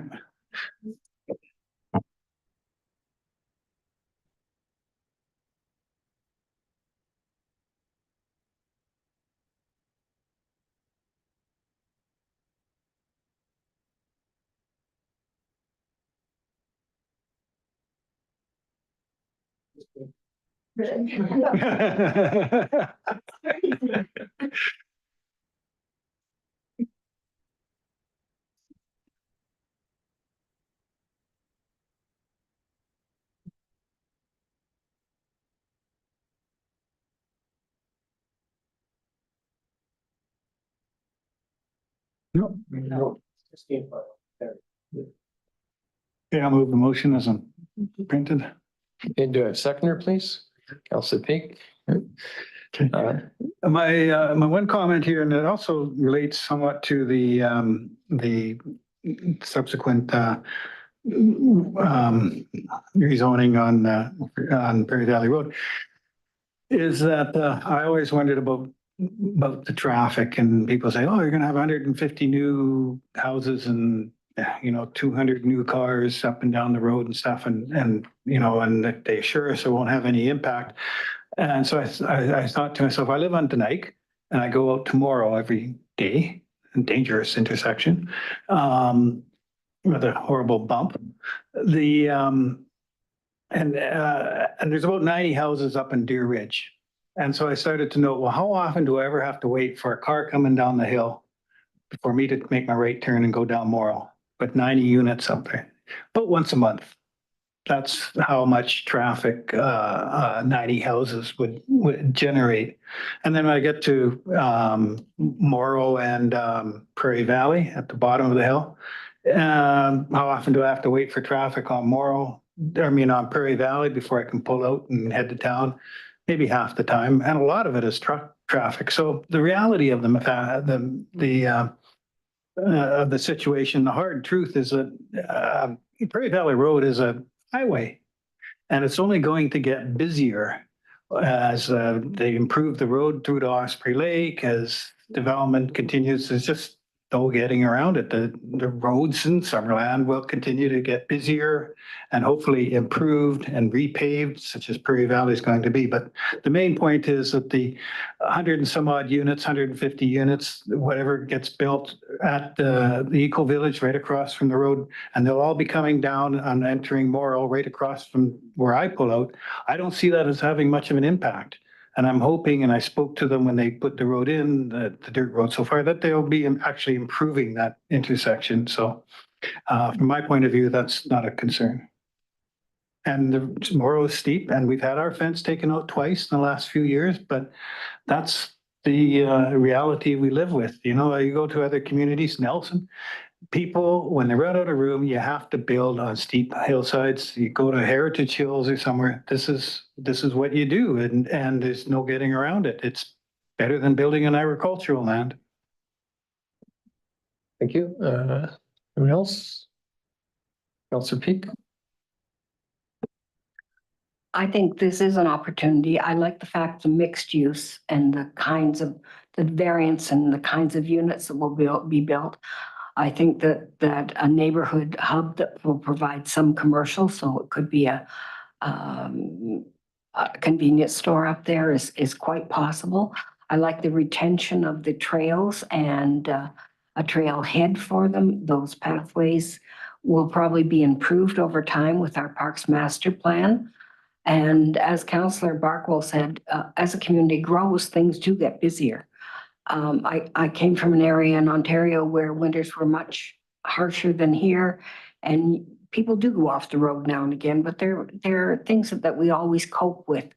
As long as things are built to a good standard in terms of our road and accommodates those entrances and egresses with left-hand turn lanes and whatever, then I think that those possibilities mitigate somewhat the concerns about the traffic.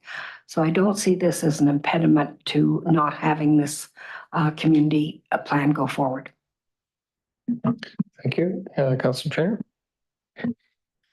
We've been working on this development for a really long time, and I think that what we saw today does capture what we originally intended, and it captures the spirit of what we wanted, which was a development that reflected our natural surroundings and that was eco-friendly to the best of our ability. And when you look up and down the valley, I think that this is that. Like, I don't think that there's anything else that offers this that we are trying to capture in Summerland. I think it's unique, and I think it'll be a really neat selling feature for people that come from all over and want and are attracted to the values that this development that it, exudes or whatever. So I think it's really good that we've done this, and it's not perfect, and no development is, but I think that we, did a really good job, and I like the drawings that we've seen.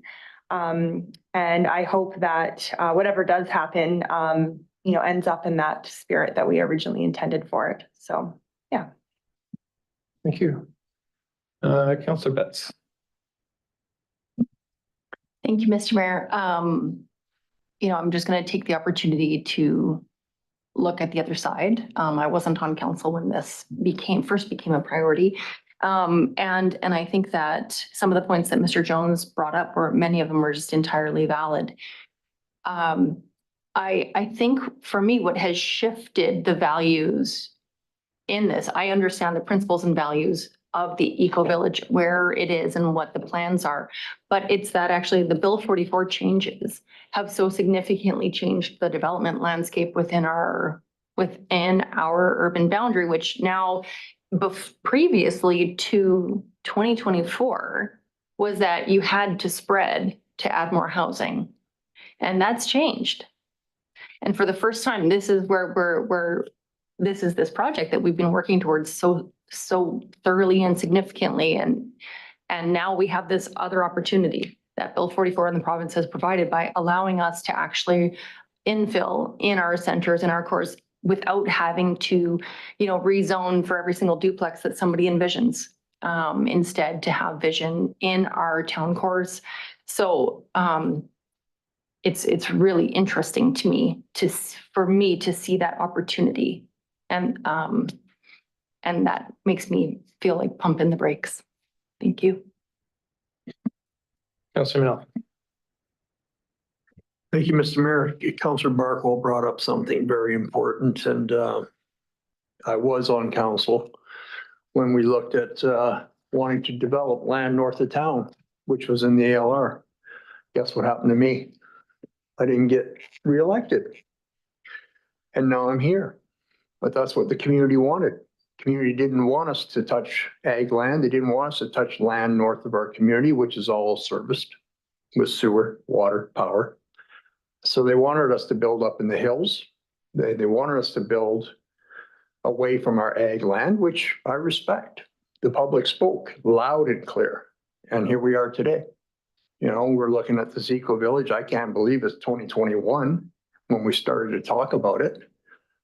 But I'm excited about it. I'm excited about the fact that we're going to be putting in what, 50 acres of land into designated park, not just, forestry grazing area, but actual 50 acres of park. I think it's got potential and I will be supporting it. Thank you. Thank you. Councilor Patton. Thank you, Worship. I want to do a segue in regards to Councillor Betts. When I saw the 100 to 200 units, that was a bit on the scary side. And then as we delve into it a little bit more, the province dictating to our municipality what can be done with our properties and taking out the right of a public hearing process and a rezoning process and putting the onus of high density on lots. It really does come, to mind why you would have 100 to 200 dwelling units, because we do not know what's going to happen as development proceeds up there. For me, being a brownfield up there and being from where our electrical utility was and how we remediated that property to even get this far. And then the bigger is when we look at the land sales, where that monies can go into our land reserves, the additional tax dollars that's going to bring into us. We all felt our recreation center through the referendum last November, where we asked our citizens to come up with $50 million. Our tax base does not, at this point, does not allow us to service our citizens in a way where we can build these amenities, because we don't have the tax dollars, and we have to keep going back to our citizens to borrow money so that we can build it. So do I think this is the best? I think today it's the best that we can do. I think that we have really worked hard to get to where we are today. And is it perfect? No. But I think we've done the best that we can do. And I look forward to seeing what will happen as we move into the future. Okay, thank you. I'll just say, first of all, I'd like to acknowledge Councillor Van Alphen for bringing this idea forward to council in the first place, however many years ago. So I think, he deserves that acknowledgement. We heard a couple of times in the public hearing that this was sprawl, but it's not. Deer Ridge was sprawl back in the day when they built Deer Ridge, and Deer Ridge was what's called a leapfrog development, where they leapt over an untouched area and built somewhere else. And so what we're left with now is kind of this gap in between a developed area and the rest of town. And so we're filling in the gap of something that happened quite a while ago. And what this eco-village will allow us to do is justify getting sewer up to a development which was a sprawl, a leapfrog development at one time. And we can justify getting sewer by having something in between Deer Ridge and the rest of town. And so this is, the benefits of it extend, beyond just being that development itself. It's a benefit to another, correcting, I think, I won't say a past mistake, because that was the thinking of the time. But getting sewer to a place that should have always have had sewer. So I think we have to keep that in mind as well. So if there's no further, Councillor Van Alphen. If I may, and I just want to, I remember back in 2021 when this idea came to the table, that there was a bunch of feedback we got from other communities, individuals, sent letters, emails going, there was excitement out there about this. People want to live there. Even we have residents in Summerland or been going like, when are you going to build this? So I think it's exciting. You know, they've done it in Victoria. And like Councillor Patton said, it was a brownfield. It was our own old municipal site at one time. We cleaned it up. The reason I brought it forward was because of this whole solar project. I didn't want to see all the land sterilized. You know, we built the solar array and all this other land was sitting there vacant. You know, and we desperately need tax base in this community. And we don't have smokestacks and we don't have massive malls and Costco's to pay huge taxes. We got what? Residential. You know, so we've got to look at residential, and I agree solely with Councillor Patton, what he said, and we need more. Thank you. Councillor Fargo? You know, Councillor Van Alphen is amazed that 3 years have gone by already. But if you Google it, I was proposing housing for this in the campaign of 2014. So here we are 10 years later, we're getting there. It'll probably be another 10 years before we see some housing up there, the way things go, which takes me to sort of a rejoinder to Councillor Bett's concerns. Bill 44, yes, it's going to have an impact, but a bigger impact is the changes that we've done for the downtown core with the zoning, increasing the height and such. And we already have some proposals there with the new height regulation. So that will satisfy that density. But there's, you know, everybody keeps saying you have to have a mix.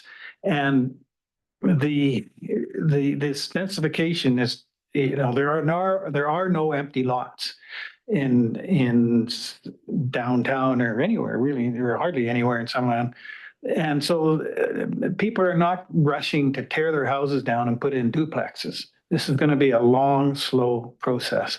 So if you're going to see any growth, we still have to have development of empty space, such as the Eco Village. And thanks. Councillor? I haven't been here as long as many of you, but my understanding was some of this land was also to be university land. There was an option to do a build out on that as well. I mean, so I think there was contemplation by the community that the lands would be used at some point, and that would give the opportunity to infill. So the Denike subdivision would have been part of something. The university eventually said, no, we won't keep that option.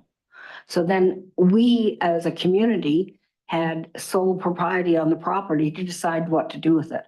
I think the decision to do this kind of project and related to the solar array that we have is a great opportunity.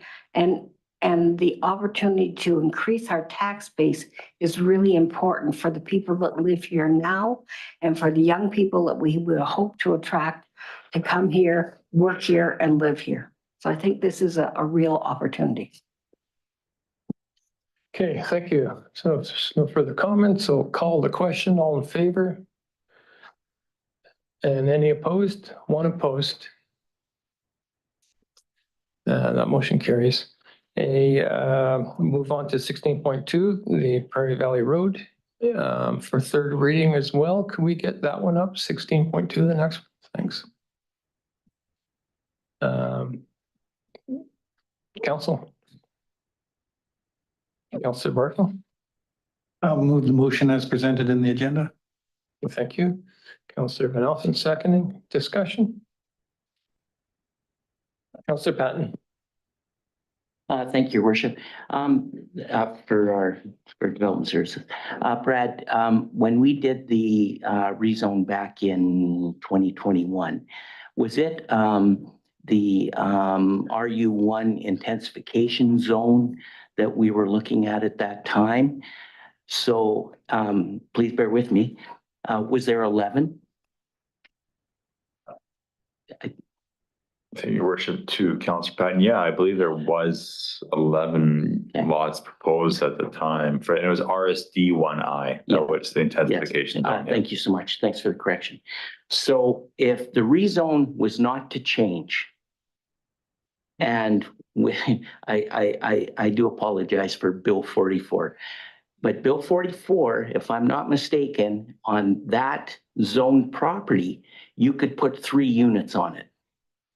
You could do a house, a secondary suite, and a carriage house on the intensification zone, if I'm not mistaken. Through your worship to Council Patton, you can actually do 4 now with our U2 zone that we've established. Thank you so much. Yeah. So basically, if the zone didn't change and we didn't look at that other piece of property, there'd actually be 44 units on that one piece of property based on the zoning that we already approved. So by bringing 129.16, 129.14 into the mix, our actual number of units is actually dropping. We're bringing that piece of property into the urban growth boundary, but the number of units is actually dropping, is it not? Well, I think that we don't really know the total number of units yet. Again, the plans are all conceptual. I think the points were made by the applicant's agent of what is currently allowed within the RU2 zoning for 13316. 12914 is a separate consideration, but there's not a lot of units that can fit on that property because it's slope characteristics. So 1 or 2 more from what was going to be allowed through 13316. Excellent, thank you. So I guess my point being taken the long road around is that the addition of that 129.14 really hasn't, by bringing that into the urban growth boundary and allowing the new zoning to occur, we really haven't impacted the development much at all. So thank you. Thank you. Councilor Marco? What Council Patton says. You got it, but the main point is too that you're limited by the topography, right? So it becomes an economic decision, just how much you can dig and how much cement you can put in and stuff. So as I said before, we're building in more difficult locations in order to be more efficient with the use of our land. And this is just one of those places. The engineers and such will figure out what they can put in and how many units exactly can go in there, given the challenges that the hillside presents. But we decided several years ago that we'd remove that 30% hillside slope limitation on our zoning precisely for this sort of reason. You know, if you can technically deal with it, then do it. Councilor Betts? Thank you, Mr. Mayor. I definitely understand that argument, especially in an agricultural dominant community where our land base has such a high percentage of agricultural land that to build on the slope becomes practical. But it's also the discussion around the table about how our town is going to look and what the implications of these changes mean for our town. And that's what this group of people sits and discusses and represents the people who come and speak with us. And for the same reason, Mr. Jones had, again, valid points about how many retaining walls are we going to have? How is that going to actually look on Prairie Valley as we're driving into it? Instead of being a slope of raw mountain, it's going to be homes. And just because we can, and it is already zoned, I wasn't part of that decision, but it's effectively zoned for that. But me as a representative of some people who disagree with that are at this point right now where it's going to be more cars driving in and out of the core. And instead, where this Bill 44 has finally allowed us to intensify our building and housing downtown. But it's so recent that these plans are already well in play. And it was just such a bombshell on development and planning that it's changed things so dramatically. So I just think that, we're moving forward with a large development with taking sewer to a new area when the development, in my opinion, should be retained to our core that already is serviced. Thank you. Thank you. Anybody else? Councilor Patton? Thank you, Worship. One other item, Councillor Betts, is that we did an alternative approval process to get sewer up to Deer Ridge, which was defeated. So in this case, we have a developer that is willing to front the cost of that infrastructure to get us sewer to these properties. So when we take a look at yes, there's going to be retaining walls, there's going to be development. But I think that when we see what is coming and what this infrastructure will help us in the future, I think that at this point in time, it's what Summerland needs. Councillor Barco. And we have rules concerning the heights of retaining walls and making them decorative. I'm thinking of that subdivision north side of town we had an issue with, and we sort of tried to revisit and update those rules. And this particular one, I think that most of the retaining walls will be the back side of the houses. They'll build them some of them will be built into the bank, which seems logical. It's okay to have a different vision. Anyone else? I'll call the question. All in favor? Any opposed? One opposed? That motion carries.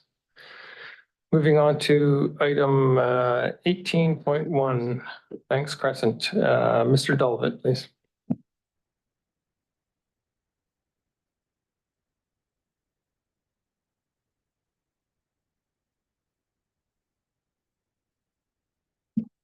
Thank you, Worship. The district of Summerland is in receipt of a rezoning application and OCP amendment for 13610 and 13606 Banks Crescent, as well as 13147 and 13401 Bristol Road. Those four properties together are known in the community as Banks Crescent. And the intent is to redesignate these properties to medium density residential and parkland in the district's OCP, and to rezone the subject property to residential medium density and preservation and protection in the district zoning bylaw. Greg, I can't advance. Thanks. The subject properties total about 14.4 acres in size and is surrounded by existing single-family residential neighborhoods on Bristow Road, Farragut Street, McDonald Place, and Latimer Avenue. The subject property is a naturally formed bowl that topographically is surrounded by these overlooking residential properties from the surrounding area. Vehicle access is currently provided via Banks Crescent into Latimer Avenue currently for the subject property. Currently, within the district's official community plan, these subject properties are all designated as agriculture and are zoned as agricultural small acreage. Despite being zoned agriculture, these properties are not included in the agricultural land reserve and are therefore included within the district's urban growth boundary for an area for potential future urban residential development.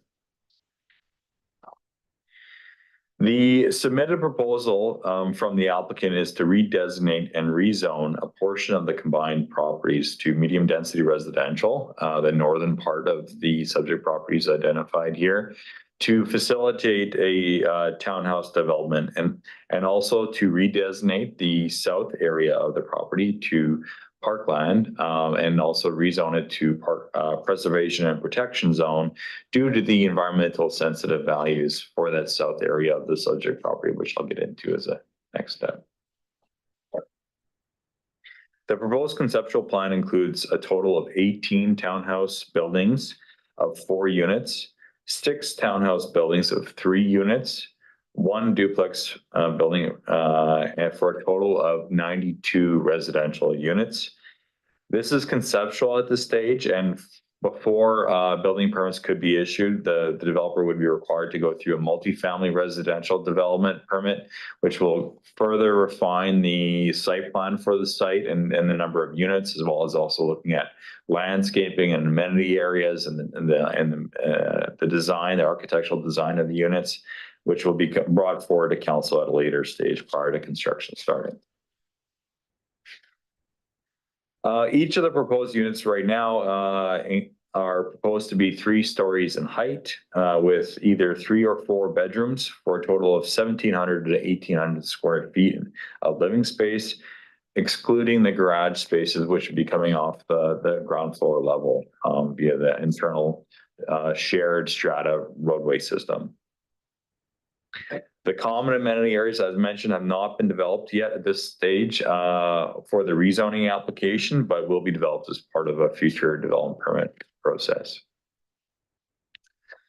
So the subject properties have been previously considered for a much larger development in 2016, which I'm sure most of council is familiar with, was a proposed 346 unit apartment style housing development for a senior citizens residential development, which was subsequently denied by district council in 2018. There was a lot of concern with regards to potential impacts to the district's roadway system. There's also a lot of concern with regards to potential contamination of that previous proposal to the underground aquifer, and that might have an impact on the trout hatchery. As a result of that decision on 2021, the subject property was sold to a new ownership group. And in 2023, a new OCP and zoning application for residential medium density. Originally, low density residential was included with the initial application, and parkland was submitted to our offices, and initially proposed was 6 single family residential lots, 97 residential townhouse units, and a parkland parcel. So the application process to date, the items in red here, we've already been through. Since the date of application in the early 2023, district staff has been diligently working with the applicant on the completion of a number of application process steps to progress this application, including internal technical planning committee presentation.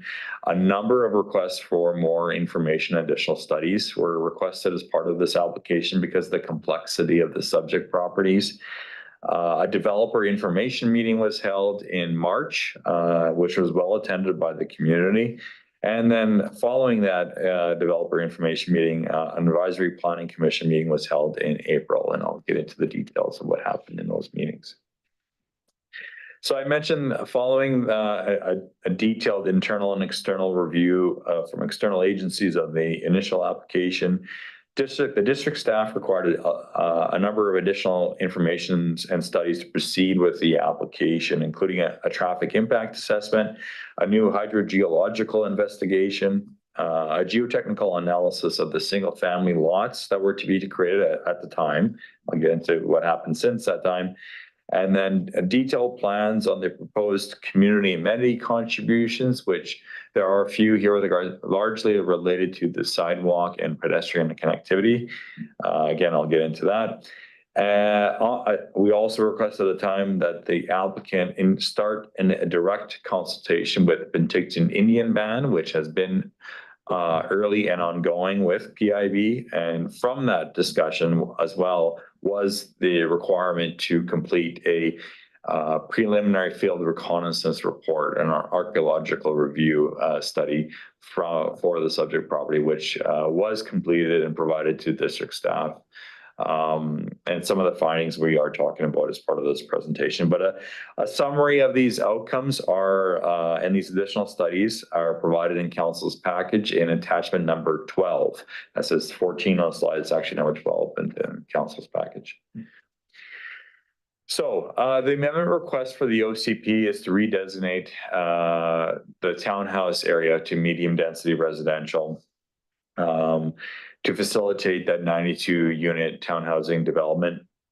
As mentioned previously with the previous application, the medium density residential designation encourages infill development through street oriented low rise apartments, stacked multiplex units, row houses and townhouses up to 4 stories in height, and bare land strata housing developments in the form of dense, small format cluster housing.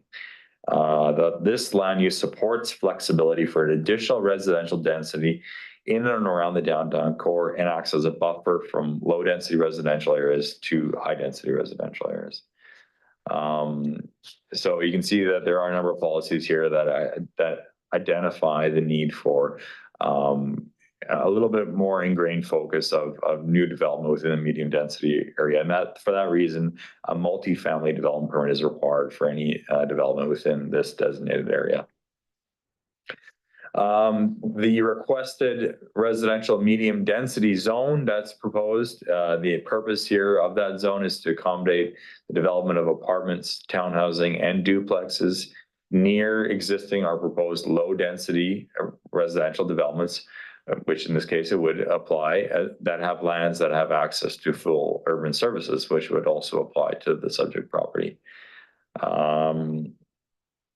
And so basically the proposed application does meet the intent of the residential medium density zone. With regards to internal referral comments, staff has been negotiating with the developer on the proposal of a number of community amenity contributions for sidewalk and trail upgrades.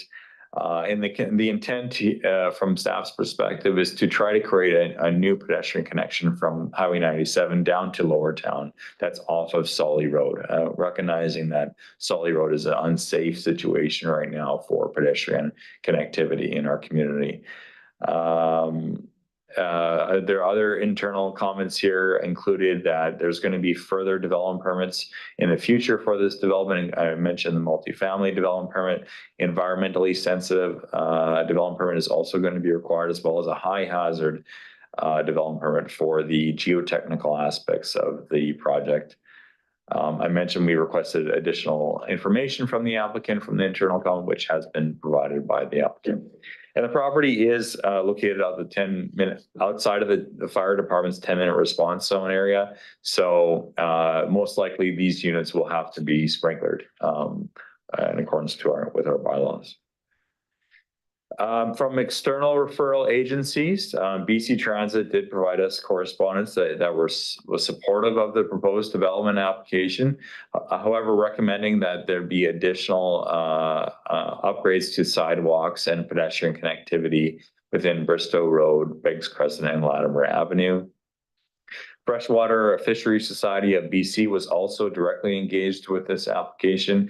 They provided preliminary correspondence, which is in council's package for council's benefit. The concerns of the groundwork related to the development impacting the aquifer and the fish hatchery water source, which, as I mentioned, has been expressed by the society in for previous applications. We also received recent correspondence from the Ministry of Forest Lands and Natural Resources, their archaeological branch, which is also attached to council's package, with regards to their review of the preliminary field reconnaissance report that was provided to the ministry. And they are all recommending, as a recommendation coming out of that review, that an archaeological impact assessment be completed before any work would be allowed to proceed on the site. With regards to specifically engagement with Penticton Indian Band, our engagement to date with PIB has been to initially, starting in June 16, 2023, we sent the formal referral to Penticton Indian Band. We also instructed at this point in time for the applicant to engage directly with PIB, and they have been engaging directly with PIB since that time. We also had further correspondence from PIB directly through letter format. There was 2 letters submitted to our offices, which are also included within council's package. The most recent was on June 24th, 2024, where PIB, in following the review of the preliminary field reconnaissance study, also recommended the completion of the archaeological impact assessment in addition to the Ministry of Forest Lands and Natural Resources. And for those 2 reasons, staff is recommending that the completion of that detailed archaeological impact assessment be completed by the applicant as a condition of advancing this zoning amendment bylaw from 3rd reading to adoption. So that is something that we are recommending council consider. With regards to the public information meeting, I mentioned this occurred in March. Key comments that were heard from the public was that in general, there was some concerns about compatibility with the proposal with the existing single-family predominant residential areas that are currently in place. Traffic generation and safety was discussed a lot with a number of members of the public of an area of concern. Steep slopes and ground stability was also discussed, specifically with those single-family, I mentioned residential lots, which were presented at the open house at the time. Environmental conservation and protection of the hatchery water source was also discussed at length. And then finally, servicing capability of district infrastructure.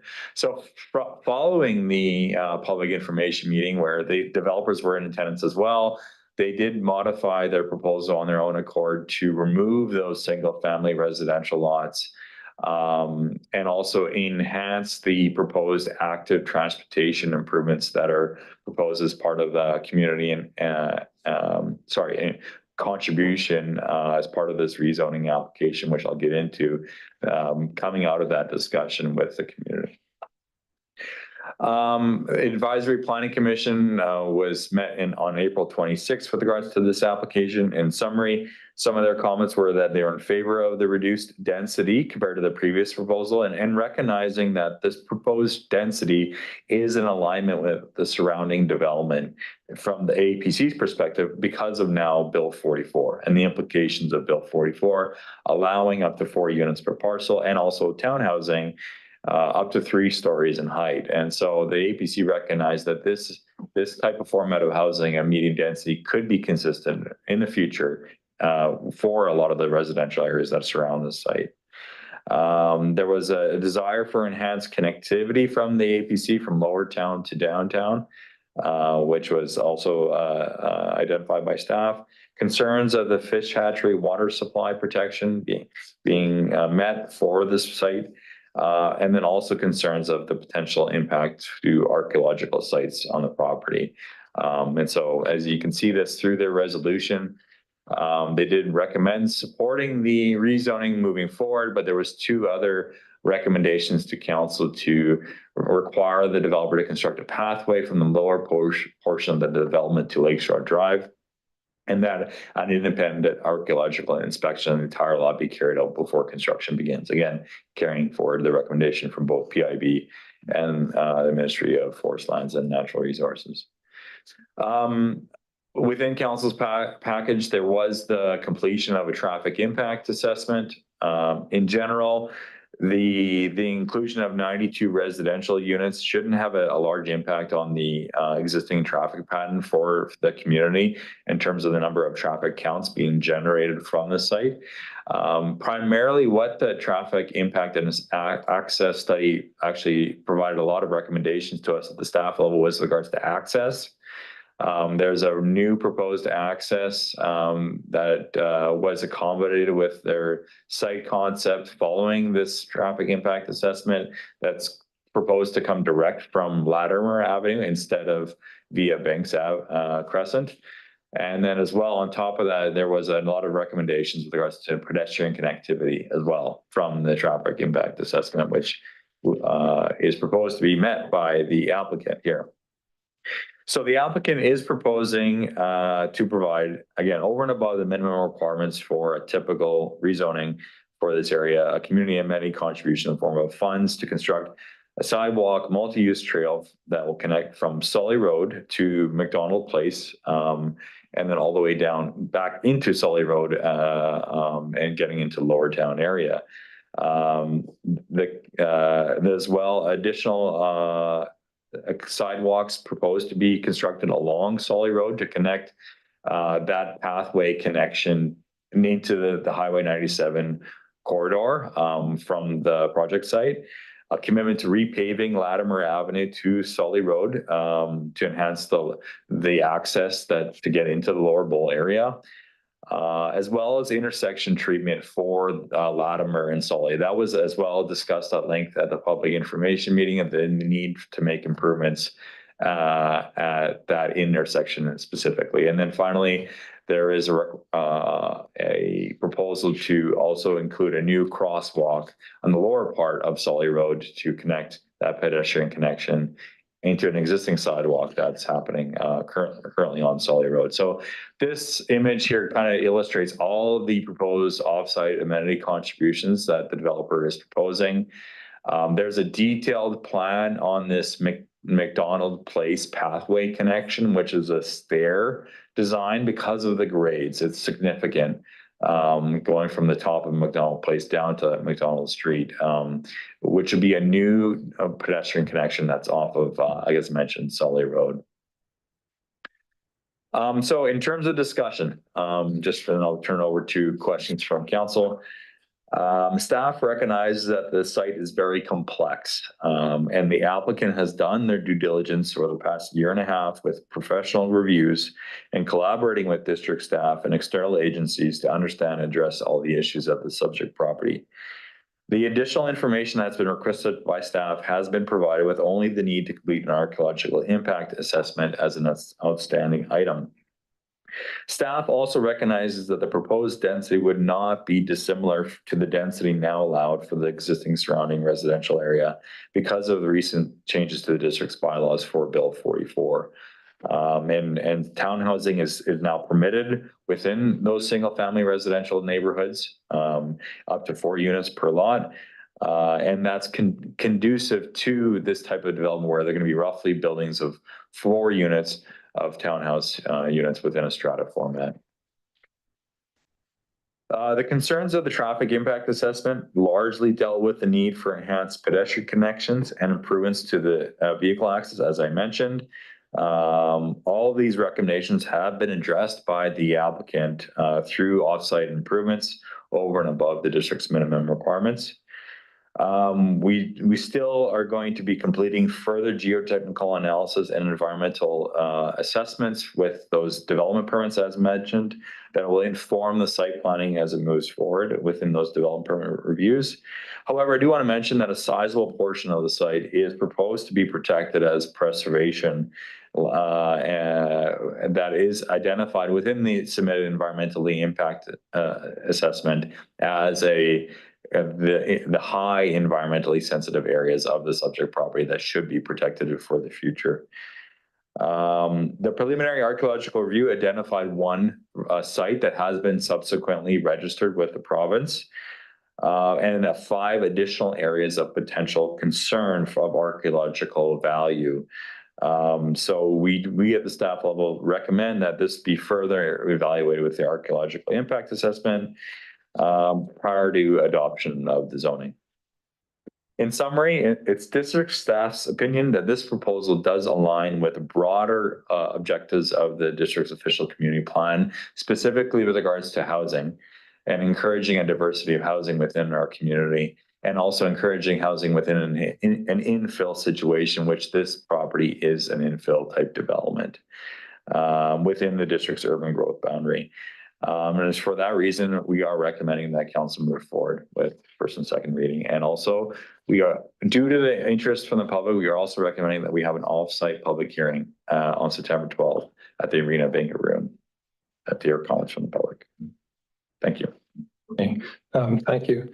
So if you're recommending a archaeological impact assessment, shouldn't that be in the recommended? Shouldn't that be in the motion there somewhere? It would be in the next resolution for third reading. It'll be on the second, that one coming forward after that September 12th public hearing. Okay, thanks. Councillor Barkwell and Councillor Turner. I can hardly believe that well, maybe I should believe it, but that the developer hasn't just automatically gone ahead and done the archaeological impact assessment. I mean, how could they possibly believe that anything could be developed there without that step being done? And so I'm wondering, I get the impression that they're not really keen about it. Do we have an option maybe to say, hold this at first reading until they get that done? And maybe that could go in the resolution. I think we need to show them we're serious about that. I can think of other examples of other developments where, trivial things required an archaeologist and a native representative to dig a trench. And here we got this development with specific grave sites and stuff, and they're pushing back and telling the PIB that we'll just make this piece of unusable land, we'll turn it over to you instead of doing an archaeological impact assessment. That's not smelling very good to me.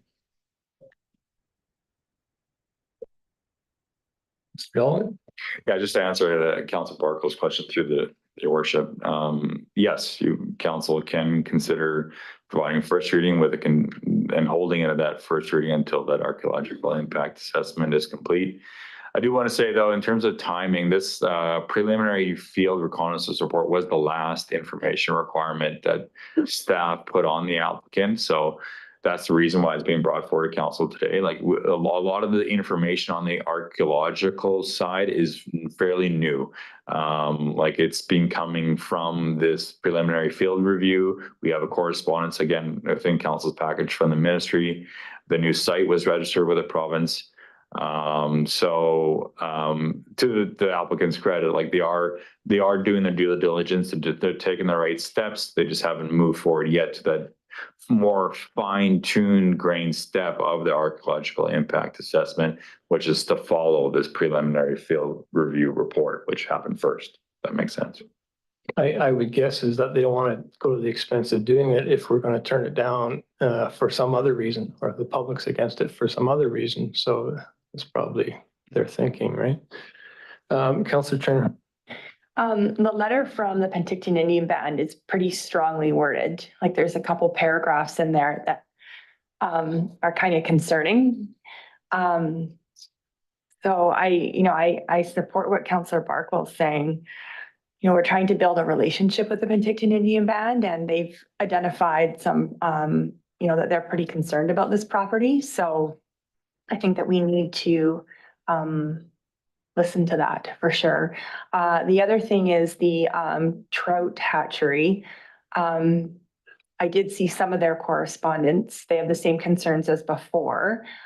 Is there anything else that we really need to know? I mean, we didn't really even know during the last process when we went through on Banks Crescent what really the aquifer looked like and what really development how it might impact. Everybody was just kind of guessing. Do we have any more information on that? Is the fish hatchery going to do anything else, or do you have any updates on that? Through your worship to Deputy Mayor Trainer. That's a good question. And thank you for the opportunity to actually talk a little bit more about the aquifer and the hatchery. I do want to say that this development proposal is, I think a little, I don't want to speak on behalf of the hatchery, but a little bit more receptive because of two reasons. They are proposing to catch all of their stormwater and instead of it infiltrated, as the previous proposal was proposing to infiltrate the stormwater, and that would go directly into the aquifer. So there going to be a storm system developed as part of this development, and it'd be funneled into the district's stormwater management system from this site. So that's one reason. And the other reason is that the construction is proposed no basements. So it's all slab on grade construction. And the developer has, to their credit, been having a number of conversations with the hatchery. I do believe the hatchery is still concerned, and because it's still an unknown to them as well. We have a new hydrogeological report provided by the applicant that's got some recommendations, including the two I just listed off that were coming from that report that they're following. But the hatchery, I think, would still have concerns. And I think their intent was to still submit correspondence in the future, if I can speak on their behalf. Councillor Peak. Thank you, Your Worship. In acknowledgement of the two items that you spoke about, capturing the water and putting it into the system, and slab on grade, no, because there were going to be underground parking in the last conception by a former developer. I also see the advantage to a proposed park, which was not part of the previous application. I think that that's a benefit to what may filter through to the fish hatchery. So although I'm sure that they may come in and have some other discussions with us. In the discussion that Councillor Barkwell had regarding the archaeological, the AIA, I don't see a great benefit in holding up the process to work this forward. I think the expectation is that that we want to see that report as we move forward with the project, if that is the decision. I do have a question because I can't get my eye on this right at the moment. I believe there's actually two entrances to this property that are proposed. And is one of them on Banks Crescent and then the one that comes up? There was one, see the black circle on the branch that comes up, that's another entrance, is it not? And the lower one is Banks Crescent? Yeah, through your worship to Councillor Peak, yes, you're correct. So they are, I mentioned that traffic assessment and impact analysis did propose a new entrance point, would be the main entrance point for the development project coming direct from Latimer. And that's the one to the north of the subject property there. And they are still recommending, I think, still to have a second access via Banks Crescent still remain open, but their main access to the site would be that Latimer connection directly. That seems a good safety measure. I'm wondering whether the fire department had any comment on those entrances. Yeah, I can't remember exactly what the fire department stated with regards to it. You know, I think in general, everyone who's driven on Latimer in this area knows that this would be an improvement. It's a direct kind of T from where the existing access is right now, where the Latimer is sloping significantly on a bend. So our fire department most likely would be supportive of this. Okay, if I may, one other, the stairwell and on the right of way for McDonald Place, it was spoken to that there has been some kind of collapse or a hole in that area that was, can you speak to that? Yeah, we actually did have some comments from the public. This came from the public information meeting with regards to there being some sort of event that occurred a number of years ago with a sinkhole within McDonald Place, whether it was from our own infrastructure, because there was a storm pipe that's in there that broke and a number of water. And I remember following that meeting, I actually had a conversation with Joe Mitchell, who had a conversation with some of our experienced works staff that have been on staff for a number of years, and they remember that event. They said that it was fixed at the time. And I believe that storm main that's there has been repaired to fix it. So, you know, I don't know the extent of that though. You'd have to chat with Joe about what happened. So on that proposed staircase, if I remember correctly, from the Lark proposal, originally they were going to propose a staircase there as well, but then it got moved off the table for because of some difficulty. I can't remember exactly why it was changed, but it moved off the table. So we probably have it in our files. I never really understood why it was moved. I always thought it was a pretty good idea for connecting, Solly to the lake shore for a pedestrian way. But that was proposed at one time and for whatever reason was taken off the table. This was discussed at length with our works department through our technical planning committee. No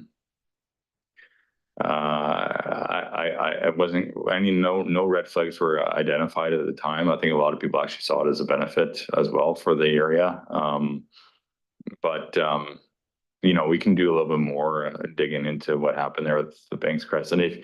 When you ask me to dig in the file, I've got 3 boxes on the former application to dig into. If you want me to dig into that file, that would be the extent of it to find the paper in there. So, Councillor Pat.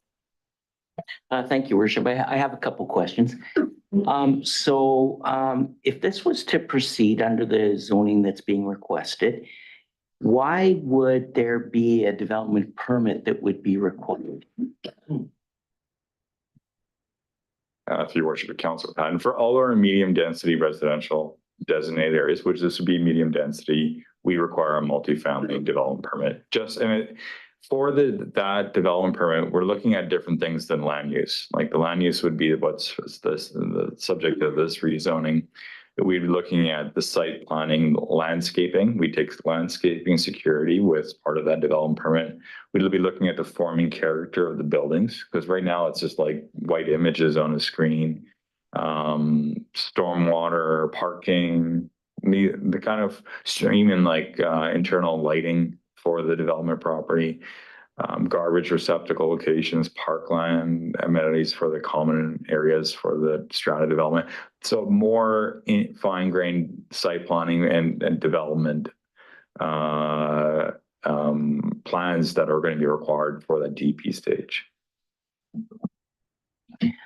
My second question is, I realize these units are slab on grade, but there is grade beams and piles that are required. So I would like to know more information in regards to the aquifer, because I'm not a structural engineer, but I'm sure that they're quite deep, the piles that are going to be there. My third was in response to the PIB letter that was very strongly written to us. And I too also have concerns about the archaeological survey. And I feel that we should have that in hand sooner than later. And so I'm kind of uncomfortable even moving this forward to a public hearing without having a complete document submission, because that's what we're talking about. And it's not like the developer didn't know, because the information that we got, they met with the PIB on May 30th. So time has gone by that they could have come forward with the appropriate information. So I'm having I'm on the fence, because there's items that I don't know, and there's not many sites around Summerland that scare me, but this one does. And so before I want to move forward, I want to make sure that I'm comfortable in my own skin endorsing this project. So I would feel real comfortable if we took this as information only until the appropriate documentation came in, and then we bring it back for first reading. Councillor Betts. Thank you, Mr. Mayor. There's a lot of different dynamics and things I've been trying to consider about this property. Certainly the desire for having 3 and 4 bedroom townhouse units is actually really attractive for that middle housing, just for lots of different reasons. And that's not what we're always seeing with new projects.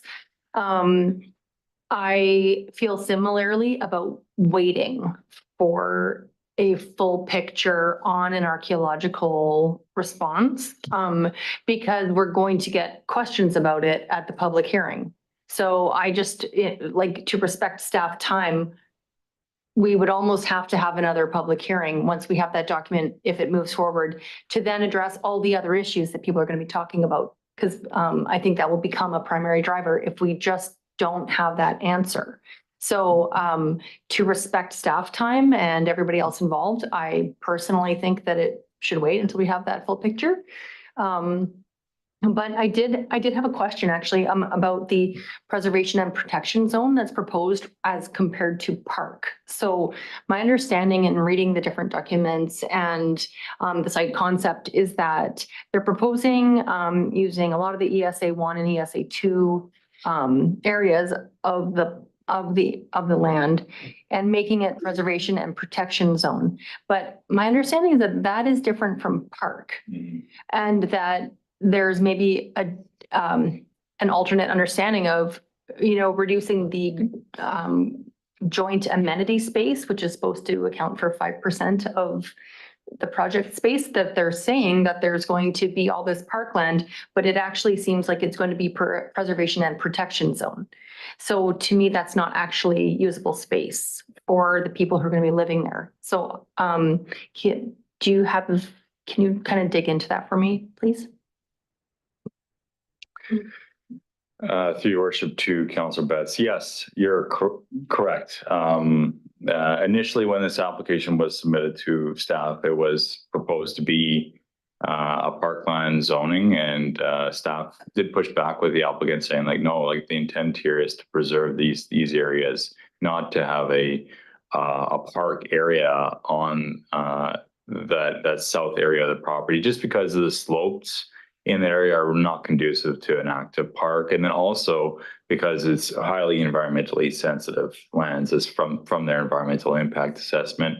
So for that reason, the application was revised for the preservation and protection zone, not the parkland zone, because that is the intention of that zone. The preservation and protection zone is to maintain an area to be naturally protected for the future generation. So, and we have it, for example, zoned right now for the bird sanctuary right now is zone preservation and protection within our community, but Rotary Park is zoned as a park, right? So that's two different zones. So in discussions with the applicant, like we've been very clear at the staff level that 5% still has to come from somewhere else on the property, and most likely within that medium density residential zoned area for a park area. Thank you. That does really help clarify that, because, you know, somebody's going to have to be responsible for putting up like fencing, like blocking that area off, because it's beautiful. Like we went and toured the site, and it's a really special, unique climate down there. It leads right to the source water for the fish hatchery. Like it's a very unique space. And so people who come to live, if the project goes through, are going to want to go and use that space. So how would it happen? Like whose responsibility would it be to close that area off and make it inaccessible? And how to do it in a respectful to the environment kind of way? Through your worship to Councilor Betts, that is definitely something we would be looking at more closely in the development permit stage for this project is fencing and landscaping, and then how do we separate the areas that we want public to go to versus those areas we don't want the public to go to. And I know the hatchery will still need access to that upper level area through the property, so it might be a gate system or something that would have to be installed.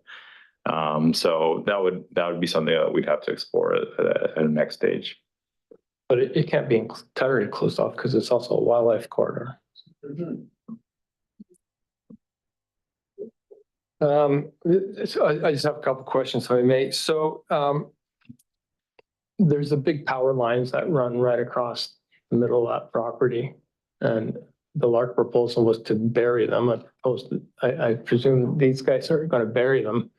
But looking on the map, I'm just wondering where is that there was a little space in between what's proposed to be the park and what's proposed to be the houses. And so is that the power lines right through there? So would any houses be under those power lines?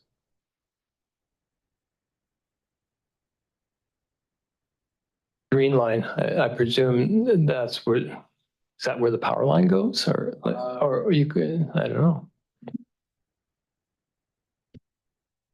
Yeah, to answer your question, I believe they actually currently run through the development site a little bit more invasively. They're working with the electrical department to come up with a design that will work for both parties. I do believe that they're planning on putting it underground, but don't quote me on that. Yeah. Okay, so, oh well. And then I also remember, like, do we know what sort of infrastructure upgrades will be required? I think in the Lark proposal, they were gonna have to put in a sewer lift station. So, you know, just things like that. Do we know what, or will that all be figured out in the sewer modeling?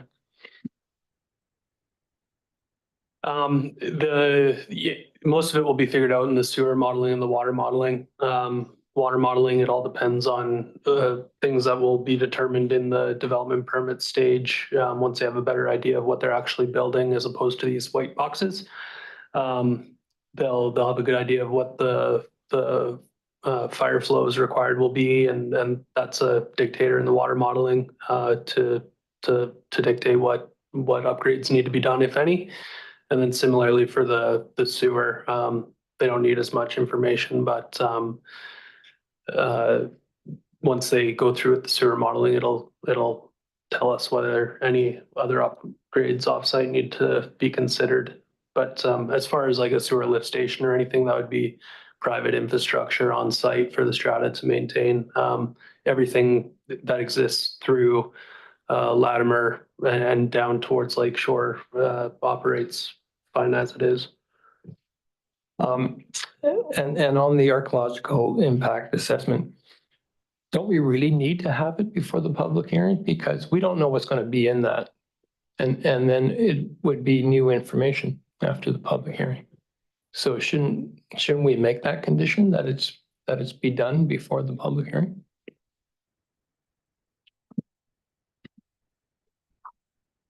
With regards to modeling, we don't necessarily always require that detailed analysis to be completed prior to rezoning. As an example, the Julia Street rezoning, where it's just going through that right now for their offsite improvements as well. It would be conditional for the future strata subdivision. That would be a separate application for this development to move forward, and usually as well as the multifamily development permit. We do have a servicing feasibility study that was submitted to us by the applicant, which did look at water, sanitary. Sorry to interrupt. I meant the archaeological impact assessment. Oh, sorry. I think that was Yeah. servicing. Sorry. Yeah. No, I moved on. Sorry. Sorry. Yeah, no, that definitely that is in council's purview to require that if you want before the public hearing. CEO. Yeah, so just thank you, Mr. Mayor. Reminder, in the letter from PIB, there is the mention, obviously, of the archaeological impact assessment. The other request of PIB, though, is also the traditional ecological knowledge keeper assessment. So just pointing that out. I'm sure everyone's read the letter, but also importantly, just pointing out that PIB also reserves the right to reject the development regardless of what the AIA says, depending on the cultural sensitivities that they evaluate. Councilor Mark. Well, as you know, you can sort of know how I was thinking when we first started talking. But then when Director of Development Services mentioned that the developer maybe didn't want to do the archaeological impact assessment until they knew that this was going to move forward and wasn't going to be stopped for some other reason. And I kind of started to appreciate that position. But then again, it could change the plans. It's something that, they say, well, I guess we're not going to put a house in that spot. We'll preserve it. And so we're going to, make this house bigger or something. So I'm swinging back and forth here, but I'm beginning to think that, yes, it's information we need to have before a public hearing, because it's not the sort of information that it's too central to the development. That and the traditional knowledge keepers, I can't remember the whole title, but and then take it from there. And then we can see, well, how do we accommodate this? There should be, every time I go to the openings and the PIB representatives are there and they speak about going forward together, sharing the land, not burdened by the past. And I'm thinking, yes, they really are genuine and going forward and sharing the land and together. And we got to do our part, and this is part of it. So I'm going to say yes. Got to have the information before the public hearing. That's why I'm meaning. So what you're suggesting is we move forward with first reading and then condition that we move forward after we've received an AIA and a TEK.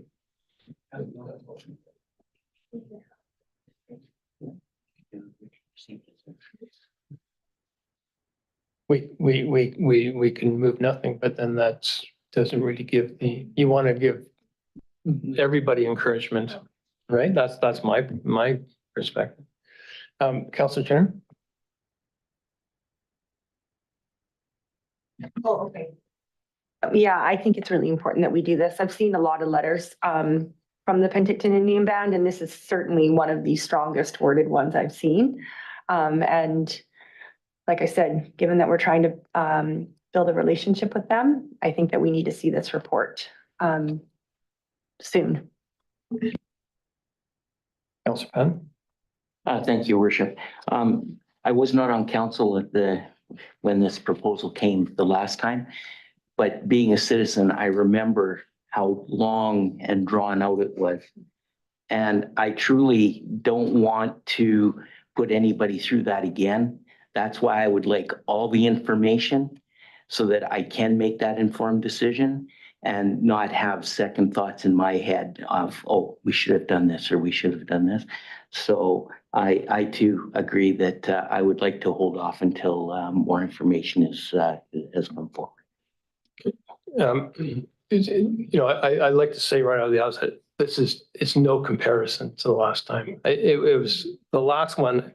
I think we got 360 or whatever, but actually I think at the end they kept changing and it ended up being 400 units, so this is a quarter of the size that was being proposed before. So it's really scaled down compared to that, which was ridiculous. But I think we have to be a bit more precise than just saying until all documentation. I think we need to be precise exactly what documentation we want.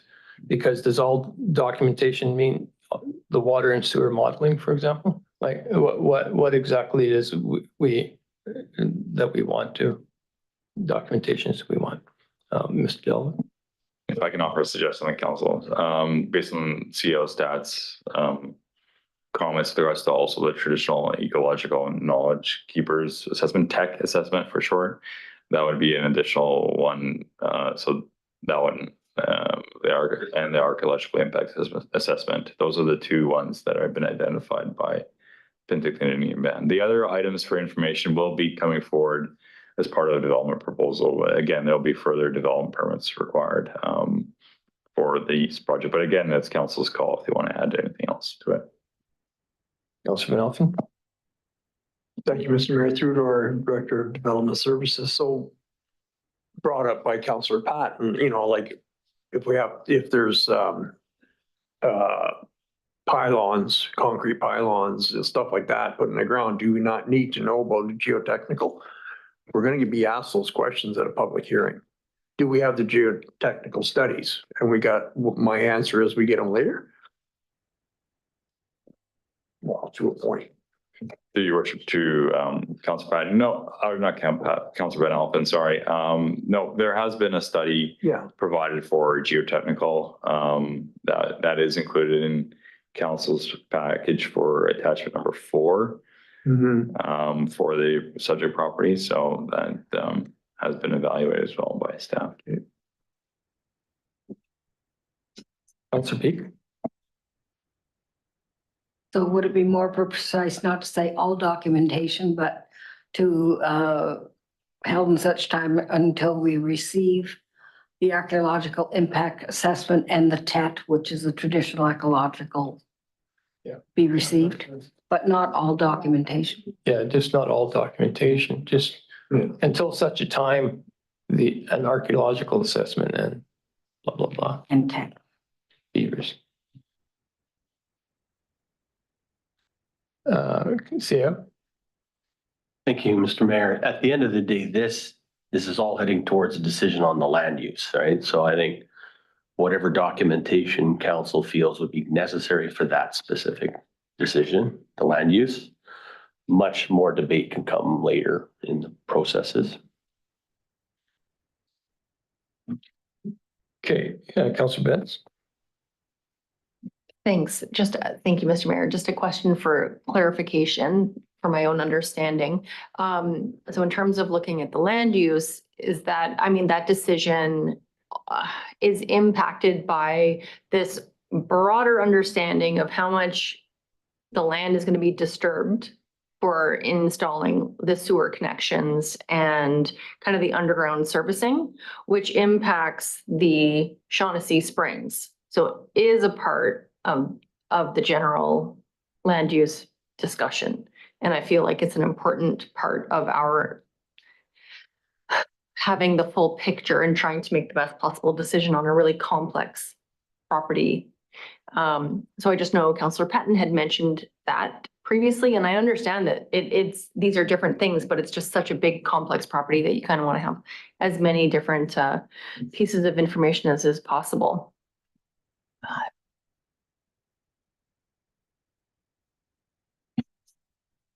I think anything that we require to make a decision, we should throw it on there. Throw it on there now. If there's something else that you feel you need to make that decision, then it should be added to the two others. But if we feel this is having those two is enough for us to make a decision on the land use, then this looks good. Councilor Barkle. I hang my hat more on what the professionals have, right, the fire department says the access is good, I don't question it. If the engineering firm, geotechnical firm says it shouldn't impact the water, then, we can hang our hat on that, because they know more than me about these geotechnical issues. Though we might review it to say, well, they adequately look at the right area and obvious things like that, which can happen. But, I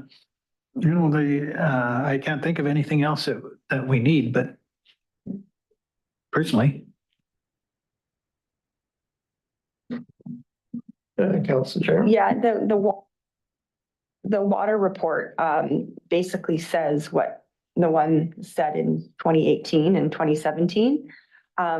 Like Brad had mentioned, the stormwater and stuff like that. So I think that's almost like the most certainty we're going to get. And there's a lot of uncertainty in terms of, because nobody really knows exactly what the aquifer looks like. So I don't know how much more we can get. And we had this report before we went to public hearing last time, and people were, there's just too many unknowns. So you kind of just have to read it and, decide for yourself and listen to the hatch rate people again. Okay, so does somebody want to put this or another motion on the floor? Councilor Barkle? I'll put the motion as written on the board here for display. Okay, seconder, please. Councilor Peak. Further discussion? I'll call the question. All in favor? And none opposed. That carries. Business arising. Beach Orchard Dog Park.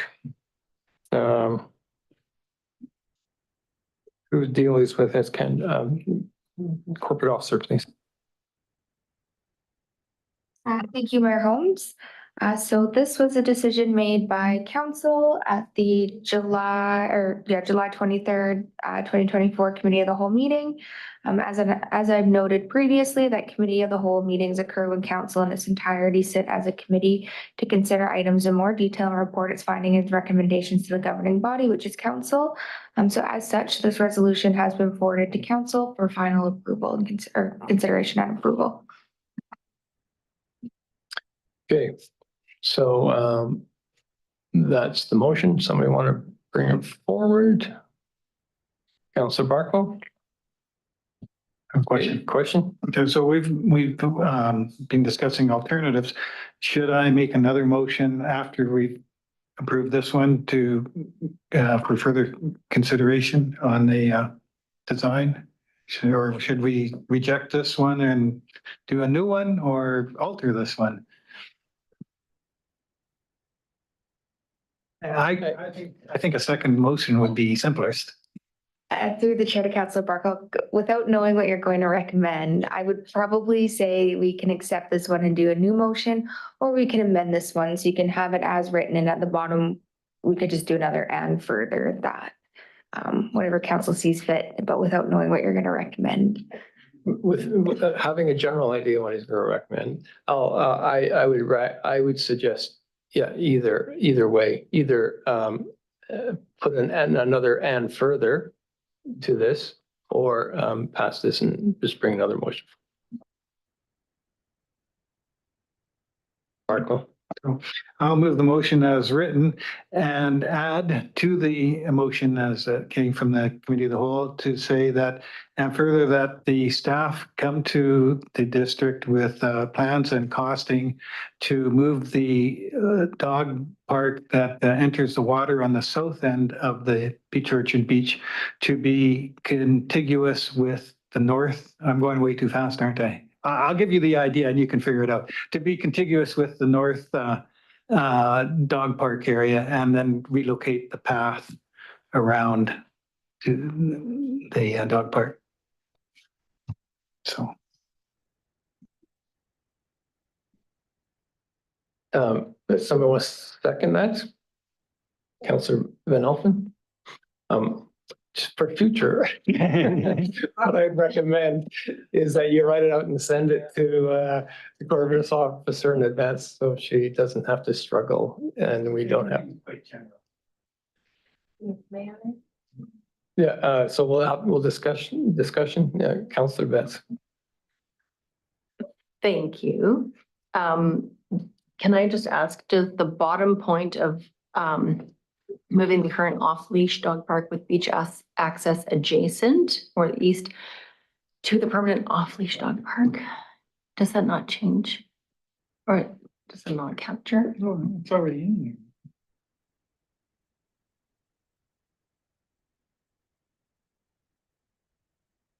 there. Sorry, go ahead. The main thing was our discussion last time and just contemplated the pathway going through the two parks, right? And not having them and putting in gates and all that. And so what I'm suggesting here is that we look at just making it all one big area and not have the pathway through. So that's the difference between what we discussed at the committee of the whole and what I'm suggesting now be, investigated as far as costs and such. And realigning the pathway to so south of the dog park, not north of it. So south, yeah. CEO? Thank you, Your Worship. We'll put the motion up and then maybe once it's up, I'll just bring one comment because I think Councillor Patton wanted to say something. Councillor Patton. Thank you, Worship. And I get where Councillor Barkwell is going. And we know that a Section 11 is required by the province. And we also know that it could take up to 6 months, a year, maybe, according to staff, to get a Section 11 on that. So if this is something that we want to entertain, which I think by moving that, giving better beach access to our public to the south and moving the dogs to the Rocky Beach, I think is a great idea. My suggestion would be is that we still install permanent fencing on 3 sides, but the sides towards the water ending at the area, like along the pathway, would be just a temporary fence so that we're not spending money putting in a permanent fence along the walkway. And if we get the Section 11, then we just can continue the sides straight out into the water and then look at budget for moving the pathway. But I think to leave the temporary fence there is a pretty contentious conversation on its own. Except what's the risk of us not getting the Section 11? In which case, because if we do that, if we go down that route, you could actually have the fence closer to the boat launch part where the path is now. You could have the path inside, the existing path inside the park, if you're creating a new park, if you see what I mean. So the fence could be in a different spot depending on whether we get that approval or not. Yeah, we'll let the CEO weigh in now. Well, I was just going to say, I think I understand where the logic is for doing it. And it's basically to make one big dog park that goes right to the beach, for lack of a better description. 2 thoughts come to my mind. We might still wish to treat, for application purposes to the province, treat them as 2 components Because if we're applying now for one big dog park that goes to the beach, I think the section 11 could slow down the whole dog park endeavor. Because we've always known, and we recalled last time, that we could kind of make the existing thing permanent, but the beach is going to be more complex. If we make it all connected to the beach as one park, I think the whole thing comes more complex before we can make the existing structure permanent. And in any case, I think there probably some good sense, even if it becomes one big park, to have a fence that would sort of be with a man gate that would maybe be spring loaded or something that would separate the beach side and the other side. Because one thing that we've had as a routine comment and concern at the existing dog beach is we can usually only go to the high water mark in any kind of our structures. And when the lake gets low, the dogs can run around the fence.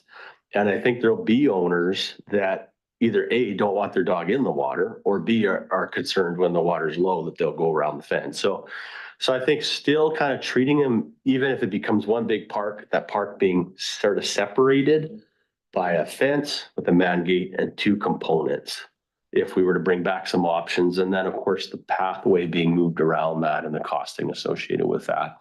But that allows the bigger 1 acre piece to move forward. Well, we'll have staff bring forward options then. Councilor Barkwell. I was sort of thinking that we'd hold off on building any permanent fencing until we got this all settled. As far as making a final decision based on cost and everything, of relocating it and relocating the pathway. It gives like a couple 100 feet of nice sandy beach for people on the south end. It deals with the issue of people having their dogs off their leash when they go from one park to another. But CEO staff brings up a really good point. I think a fencing, but it's sort of additional to everything else. The fence between the two is probably a good idea because some people don't want their dogs getting wet and they might chase a ball into the lake or something and get all mad because it's going to ruin the seats in the car. So anyway, so really it's just about, how much does council want to put in some permanent fencing, or are you willing to wait? Even if you like the idea of a contiguous park. Councilor Patton? You're not willing to wait. Thank you, Worship. I don't think we're willing to wait. How's that? I think that we've already, at our last meeting, we already came to this decision that this is what we were going to do. So I think that, and I think yours is a brilliant idea. And CEO Stat has brought in another option that I didn't think of, which would be after the fact, after we get to section 11. So I think we do status quo what we had intended to do. And then once we move into budget this year, and we'll know more from Lori maybe in regards to section 11, then we can make other decisions as we move forward. Okay, well, why don't we just see what staff comes back with in terms of options and costings, and then we can make a kind of final decision. That Yeah. right? Yeah. Does that sound good? Councilor Val? But I do like the mayor's point earlier. If this is a decision we're going to go in, then we're going to have a walkway to the north side of the dog park that's going to go nowhere. You know, if we decide to go up and then to the south end and then up the west side, you know, we could bring it closer to the boat launch theoretically and move the park north, the whole thing. But I'll wait for staff. We'll hash it out at a committee of the whole meeting or something. Sorry. Okay, we're good with that? Is that looks good? Oh yeah, Councilor Betts. Thank you, Mr. Mayor. I don't agree. So like, are we gonna have a big discussion about it? Cause I didn't think now was the time to be getting into the specifics of the dog park. But I think that it's a bigger discussion to talk about the cost of moving the path. The residents of our community shared with us that they value that path because when they're coming down Peach Orchard, that's how they access to the waterfront. And this is like reorganizing Peach Orchard Beach in a more significant way with a higher cost. I think it's just another option for us to look at when we look at the designs. And that, and we have to know what the costs are of realigning the path and all this sort of stuff. It might be just crazy expensive and we decide not to. But I think it's one other option for us to consider. And doesn't mean we'll do it, but why not look at it? Councillor Barkle? Councillor Betts, do you own a dog? No. Oh, I guess you can't vote. Just kidding.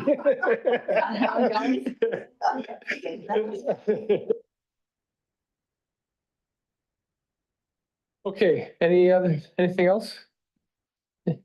I'll call the question, all in favor? And none opposed, that carries. Any notices of motion?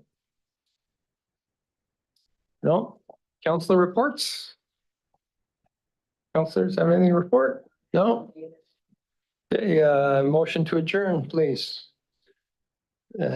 Councillor Van Elfen and Trainer, all in favor, and that carries.